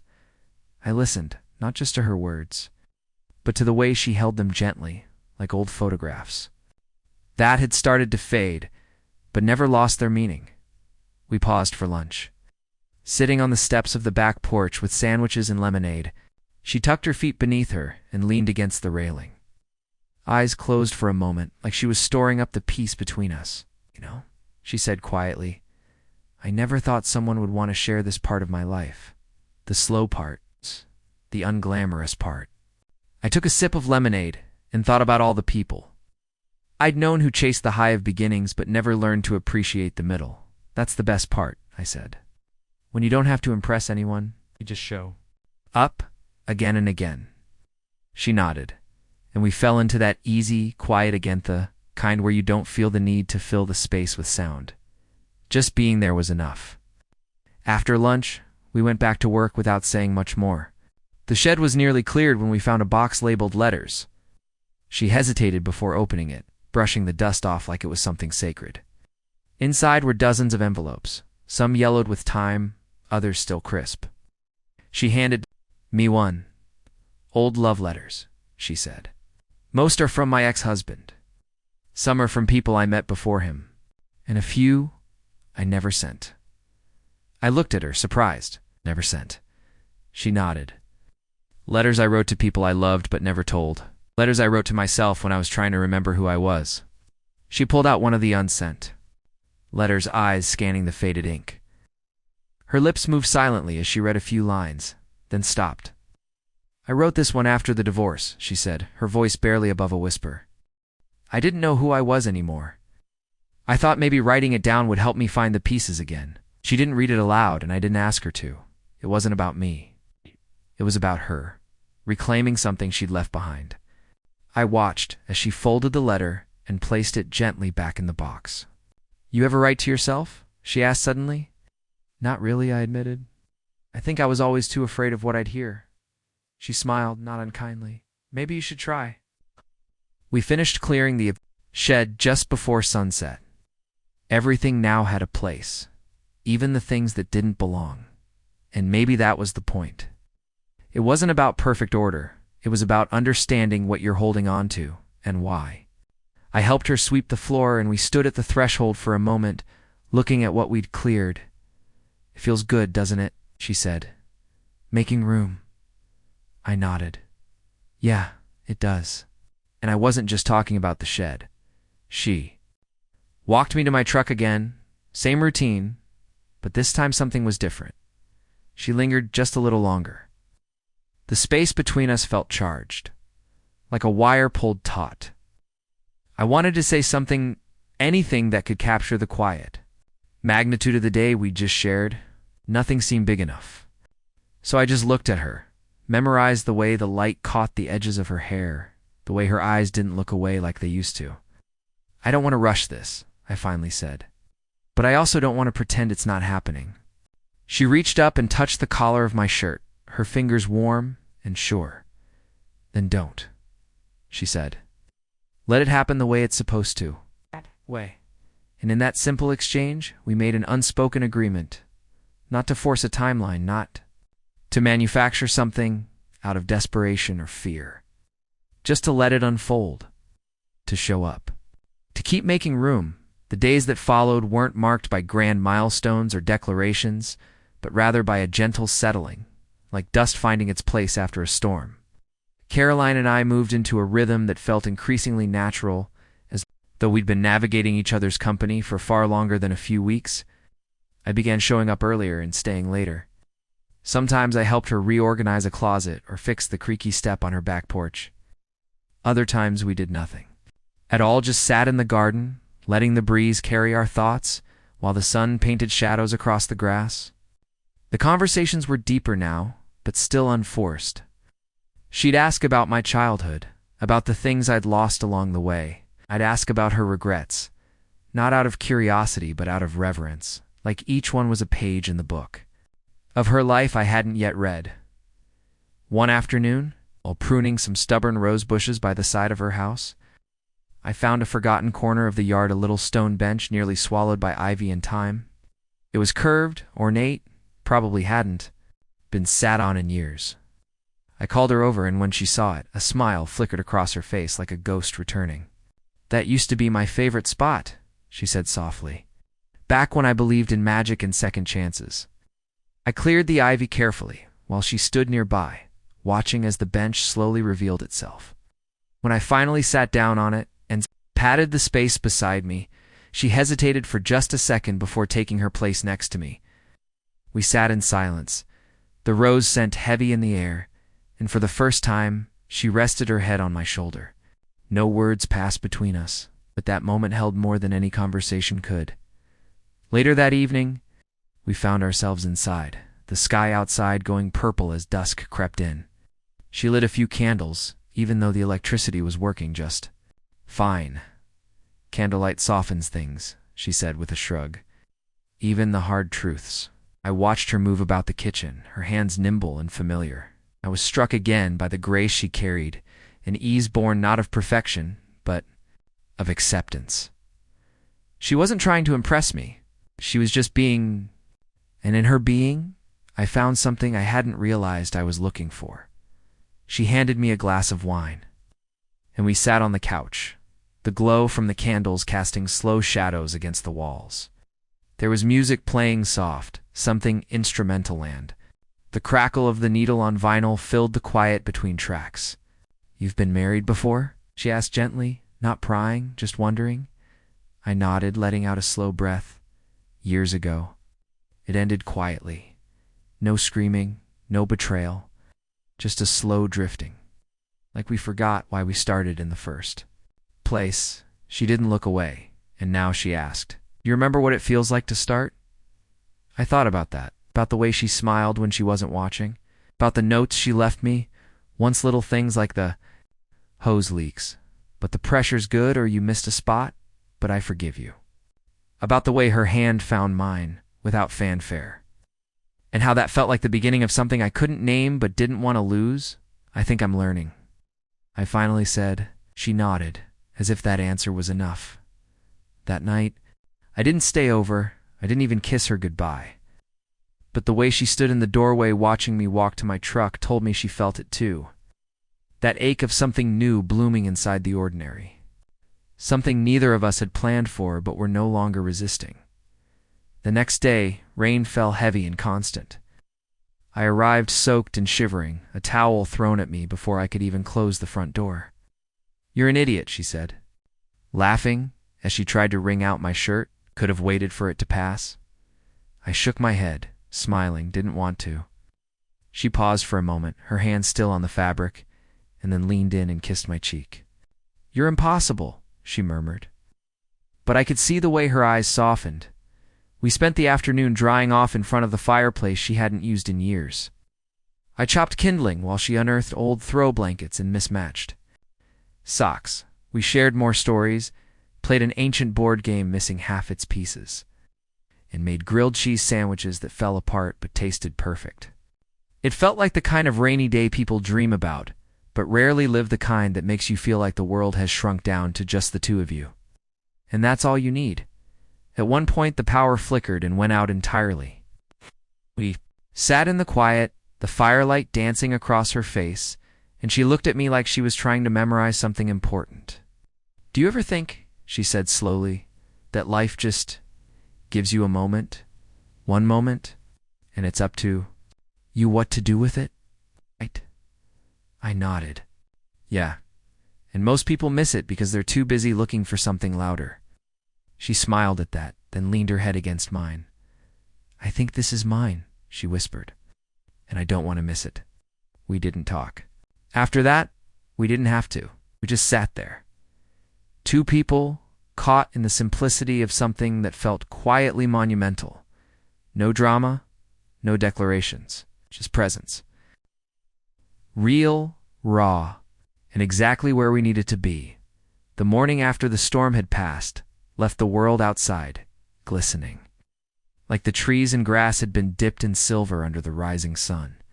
Dew clung to every blade, and puddles along Caroline's walkway reflected the soft gold of dawn. I showed up earlier than usual, carrying a basket of bagels and fresh orange juice from the bakery down the road. The air still smelled like wet earth and blooming lavender, and as I stepped up to her porch, I could hear her humming inside, faint but steady. There was something sacred about the way her home always seemed to wake up slowly, like it respected the pace of her presence. She opened the door before I could knock. Wearing a faded sweatshirt and socks that didn't match, hair tied up loosely. Like she hadn't really expected company, but wasn't surprised either. "I was just about to start the coffee," she said, stepping aside to let me in.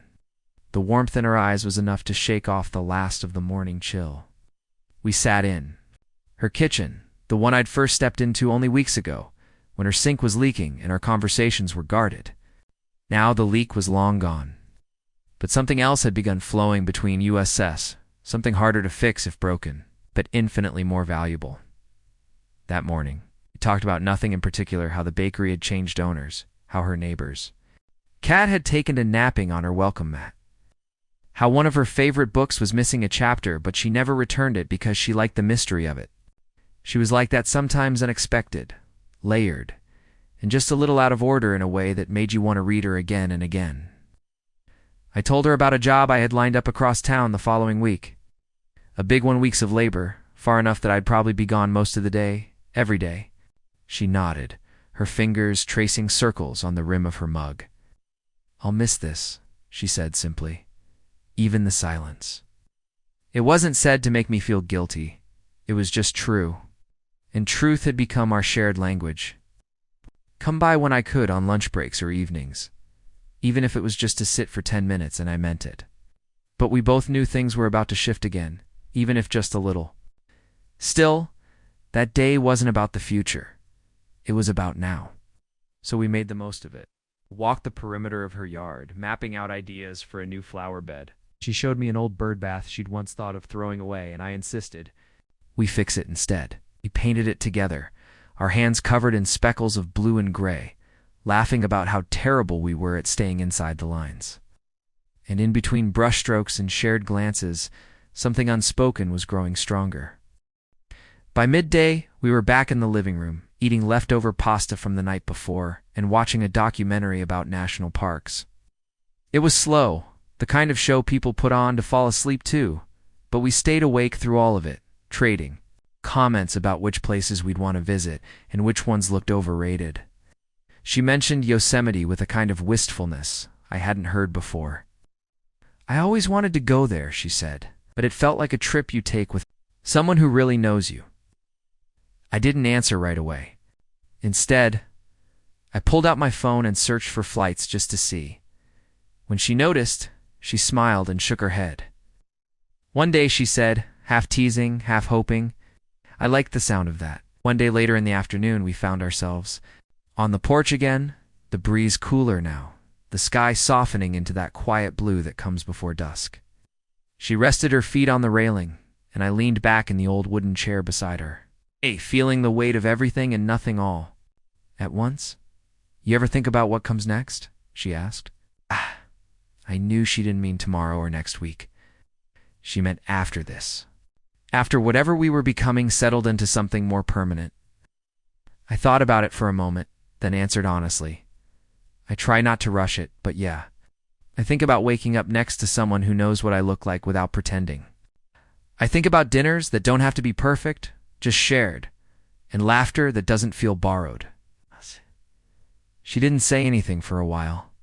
Then she reached over and placed her hand on mine, her fingers curling gently around mine like they'd always belonged there. "That sounds like home," she whispered. I realized, maybe for the first time, that I wasn't just visiting. A woman I was growing to care for, I was coming home to her, as the sky faded and the first stars appeared. I walked her back inside. She paused in the doorway to her bedroom and looked at me with eyes that didn't ask for anything, only offered. I kissed her forehead and said goodnight, my voice quiet, full of things I couldn't yet say out loud. And as I drove away, that evening headlights cutting through the country dark, I thought about how love doesn't always announce itself. Sometimes it just lingers in a look, a shared silence, a painted bird bath. Sometimes it's not the grand gesture that defines the depth of feeling, it's the way you keep showing up, again and again without needing to be asked. The following week brought a shift, not just in schedule, but in energy. I had taken on the big job across town, a multi-day home remodel that required long hours, tight coordination, and a mind fully focused on logistics. The first day was a blur of drywall, measurements, power tool noise, and paint fumes. By the end of it, I was exhausted in that specific way only manual work could deliver. My limbs aching, my back stiff, and my mind dulled from the noise of too many tasks piled on top of each other. I hadn't had time to message Caroline during the day like I normally would, and by the time I was back in my truck, the sun had already dipped beyond the hills, the sky a tired shade of lavender. I sat for a moment in silence, looking at my phone. Her name right there, waiting. I debated calling, but my voice felt too rough, and my words didn't feel ready. So instead, I just drove. Not home, not anywhere in particular. I drove with the windows down and let the wind clear out the static in my head. The next few days followed a similar rhythm: early mornings, late evenings, and just enough time in between to grab a bite, catch a breath, and fall into bed. I missed Caroline more than I wanted to admit. It wasn't just the physical distance, but the disruption of our slow, familiar cadence.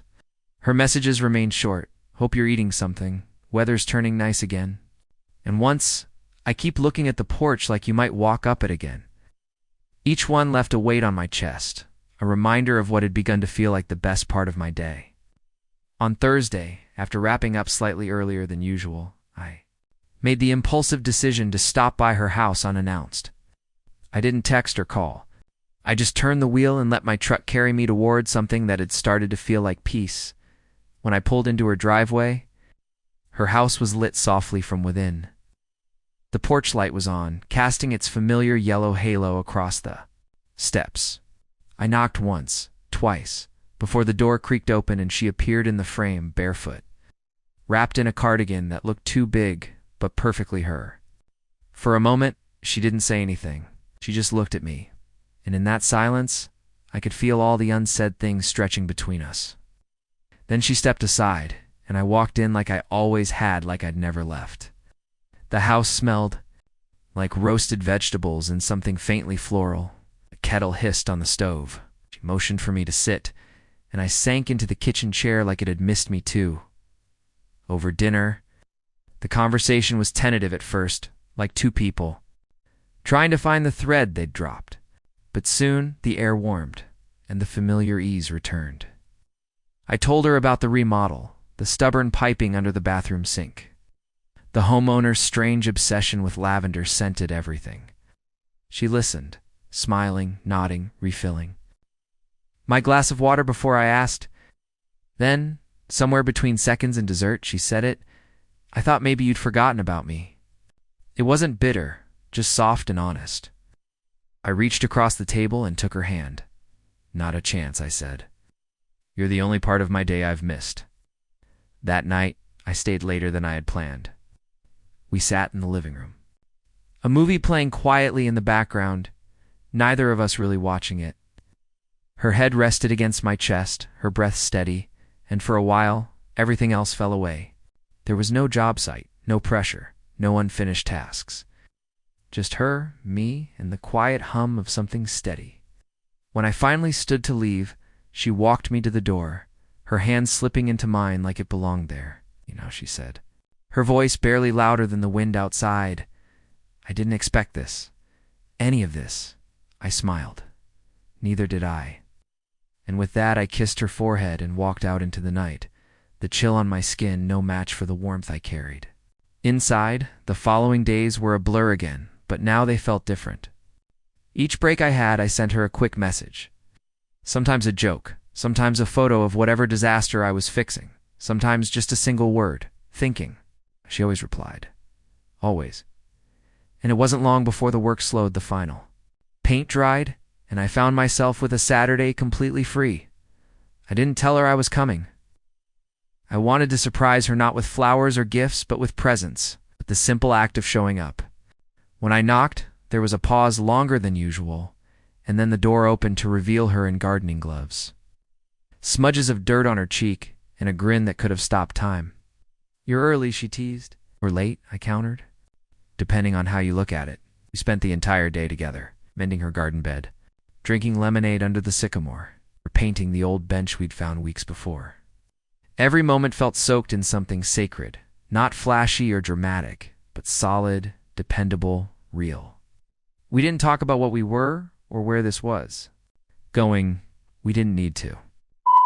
It was enough to be in it, to let it unfold without rush.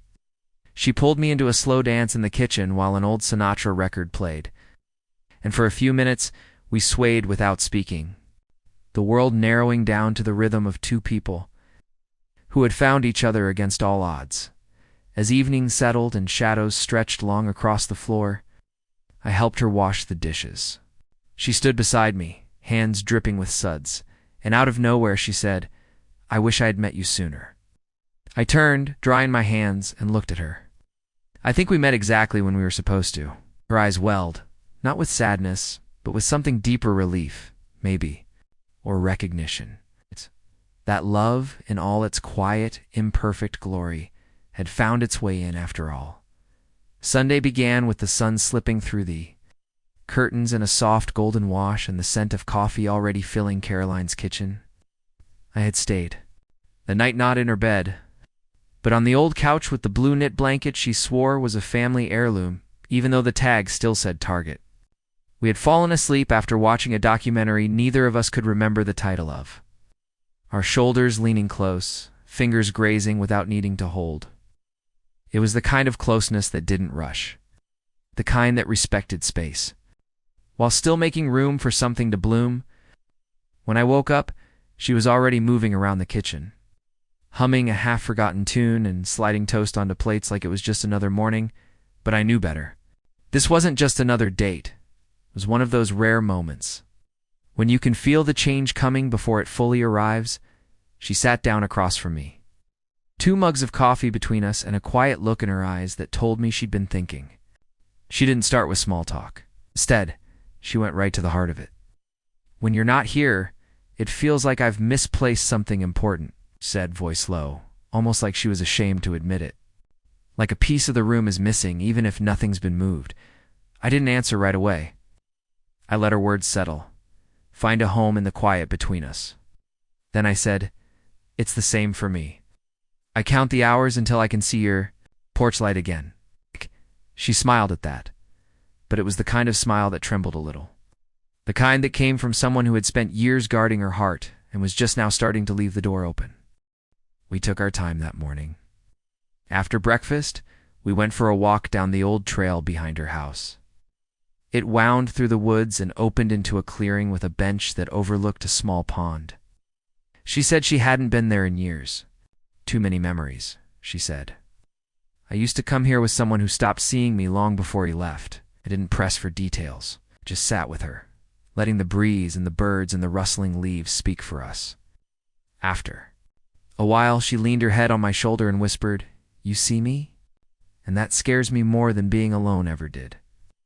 I wrapped my arm around her and held her there, not to fix anything, but to say without words that she didn't have to be scared anymore. That afternoon we tackled the hedge together, trimming back the wild green that had grown unruly along her side yard. She handed me the shears and stood beside me, pointing out the spots she wanted shaped just right. It was mundane works, nip, trim, gather, repeat, but we moved like two parts of the same rhythm. At one point, as I crouched to pick up a fallen branch, she touched my shoulder lightly and said, "Do you find older women attractive?" The question came out casual, almost like a joke, but there was a flicker of vulnerability behind it. I stood slowly, wiped my brow, and looked at her not just her face, but everything she was, all the life she carried in her stance, her expression, her voice. "I find you attractive," I said simply. "Not because of your age, not in spite of it, but because you're you." She looked away, just for a second, like the intensity of being seen was still something she was learning to accept. Then she turned back and kissed me softly, like the wind kisses the surface of a still lake, gentle, certain, full of promise. The day moved gently after that. We ate lunch on the porch and played an old CD she found tucked behind a drawer. We talked about our pasts not in a way that dwelled on pain, but in the way people do when they're finally ready to stop running from it. She told me about her childhood in Maine, how she used to watch thunderstorms from the attic window, and how the sound of rain still made her feel safe. I told her about the job I walked away from years ago, the one that paid well but drained me daily. "I guess we both know what it's like to rebuild," she said. "Not just houses, but ourselves." And she was right. That's what this had been from the start, a rebuilding of sorts. Each shared breakfast, every trimmed branch, every honest word, they were the bricks of something new we were laying down together. As the sun began to set, I helped her bring in the last of the gardening tools. She stood in the doorway watching me, arms folded, a quiet smile on her face, like she was memorizing the way the light hit my shoulders. "You're staying tonight?" she said. Wasn't a question. It wasn't even an invitation. It was a decision. I nodded, and she stepped aside to let me pass. That evening, we didn't watch TV. We didn't talk much either.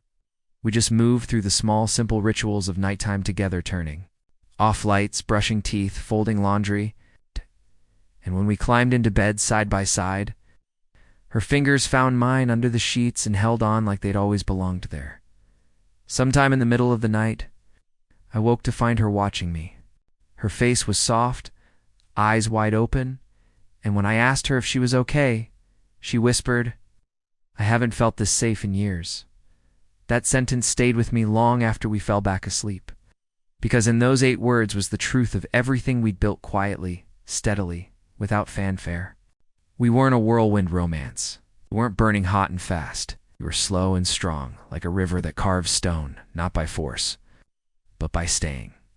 The morning light spilled into Caroline's bedroom with a soft golden haze, stretching slowly across the wooden floorboards and brushing gently against the edges of the old quilt she insisted on keeping no matter how frayed its corners were. I woke before her, the hush of dawn settling like a promise across the room, and for a few quiet moments I simply watched her sleep. Her breathing was steady, her face relaxed in a way I hadn't seen when we first met, when everything about her life seemed tightly wound and careful, her smile often hiding the tremble in her voice. Now, in that stillness, I saw peace. More than that, I saw a future that didn't feel like a fantasy or a maybe or a hope. It felt real, tangible, earned. When she finally stirred, she reached for me with the ease of someone who no longer questioned her worth. Her fingers brushed my forearm, and when her eyes opened, there was no hesitation, just warmth. We moved slowly through the morning, making coffee, folding the laundry she'd half forgotten in the dryer, watering her porch plants while the neighborhood still yawned itself awake. It was all so simple, so quiet, and yet it meant more to me than any grand gesture could have. Love, I was beginning to understand, wasn't about the fireworks. It was about showing up every day. It was in the routines you built with someone. The inside jokes, the meals made side by side, the knowing glances across a crowded room, and in this case, it was in hedges trimmed, sinks fixed, and hearts slowly opened. Later that day, we decided to go out for lunch, something we hadn't done in a while. She chose a little place outside of town, converted barn with mismatched chairs and the smell of homemade bread thick in the air. We sat on the patio beneath a striped umbrella, and for the first time in a long time, I saw her truly light up in public. Not just polite or charming or making conversation, but glowing. She laughed with the waitress, complimented the couple, at the next table on their dog, and told the story of how she once tried to bake sourdough and accidentally killed the starter 3 times. I watched her with awe, not because I hadn't seen this side of her before, but because she finally wasn't hiding it. On the drive back, she rested her hand on my thigh and leaned her head against the window. "You've made this house feel alive again," she murmured, not opening her eyes. "And me too, I think." I didn't know what to say to that, so I reached for her hand and held it the rest of the ride home, letting silence speak where words fell short. That night we sat out on her porch with 2 glasses of wine and a shared blanket. The stars were scattered thick across the sky, and the cicadas were loud enough to make conversation optional. We didn't need to talk. We'd said so much already in these past few weeks in gestures and glances, in the quiet spaces between tasks. But eventually, I broke the silence, not with something grand or poetic, but with a simple truth. I want to keep showing up for you, every day, for as long as you'll let me. She turned to me slowly, the porch light catching the edges of her smile. "Then show up tomorrow," she said. And the day after, and the one after that, and that was it. Dramatic declarations, no demands, just 2 people choosing each other one day at a time. Over the next month, we slipped into a rhythm that felt less like routine and more like music. I started leaving a toothbrush in her bathroom. She cleared a drawer in her dresser for my spare shirts, and on Thursdays, we cooked dinner together while some old jazz station played softly from the kitchen radio. There were no big changes, no sudden moves, just the slow weaving of 2 lives into one. Her house became my home, not because I moved in, but because I belonged there. We belonged to each other. There were still hard days, moments when her past crept in uninvited, when I overthought things and grew quiet, when the weight of old stories tried to pull us back, but we weathered them together. We talked more openly. We gave each other space when needed and comfort when it mattered. The love we were building wasn't the kind that burned fast and bright. It was steady, rooted, and deep. Like those hedges we'd trimmed, it needed tending, shaping, patience. And we were both learning how to do that hand in hand. Months passed. Seasons turned. And soon we were celebrating the anniversary of the day I first showed up to trim her hedges. She made a joke about it, something like, "Next year, maybe I'll hire you to fix my roof and see if we end up married." But beneath the joke, I saw the gleam in her eyes, the one that told me she wasn't entirely kidding. And neither was I when I answered, "You wouldn't have to hire me. I'd do it for free." We laughed, we clinked glasses, and later that night, as we lay curled together beneath the old quilt, she whispered the words that began it all in her own way. "I haven't felt this safe in years." Kissed her temple and whispered back, "That makes 2 of us.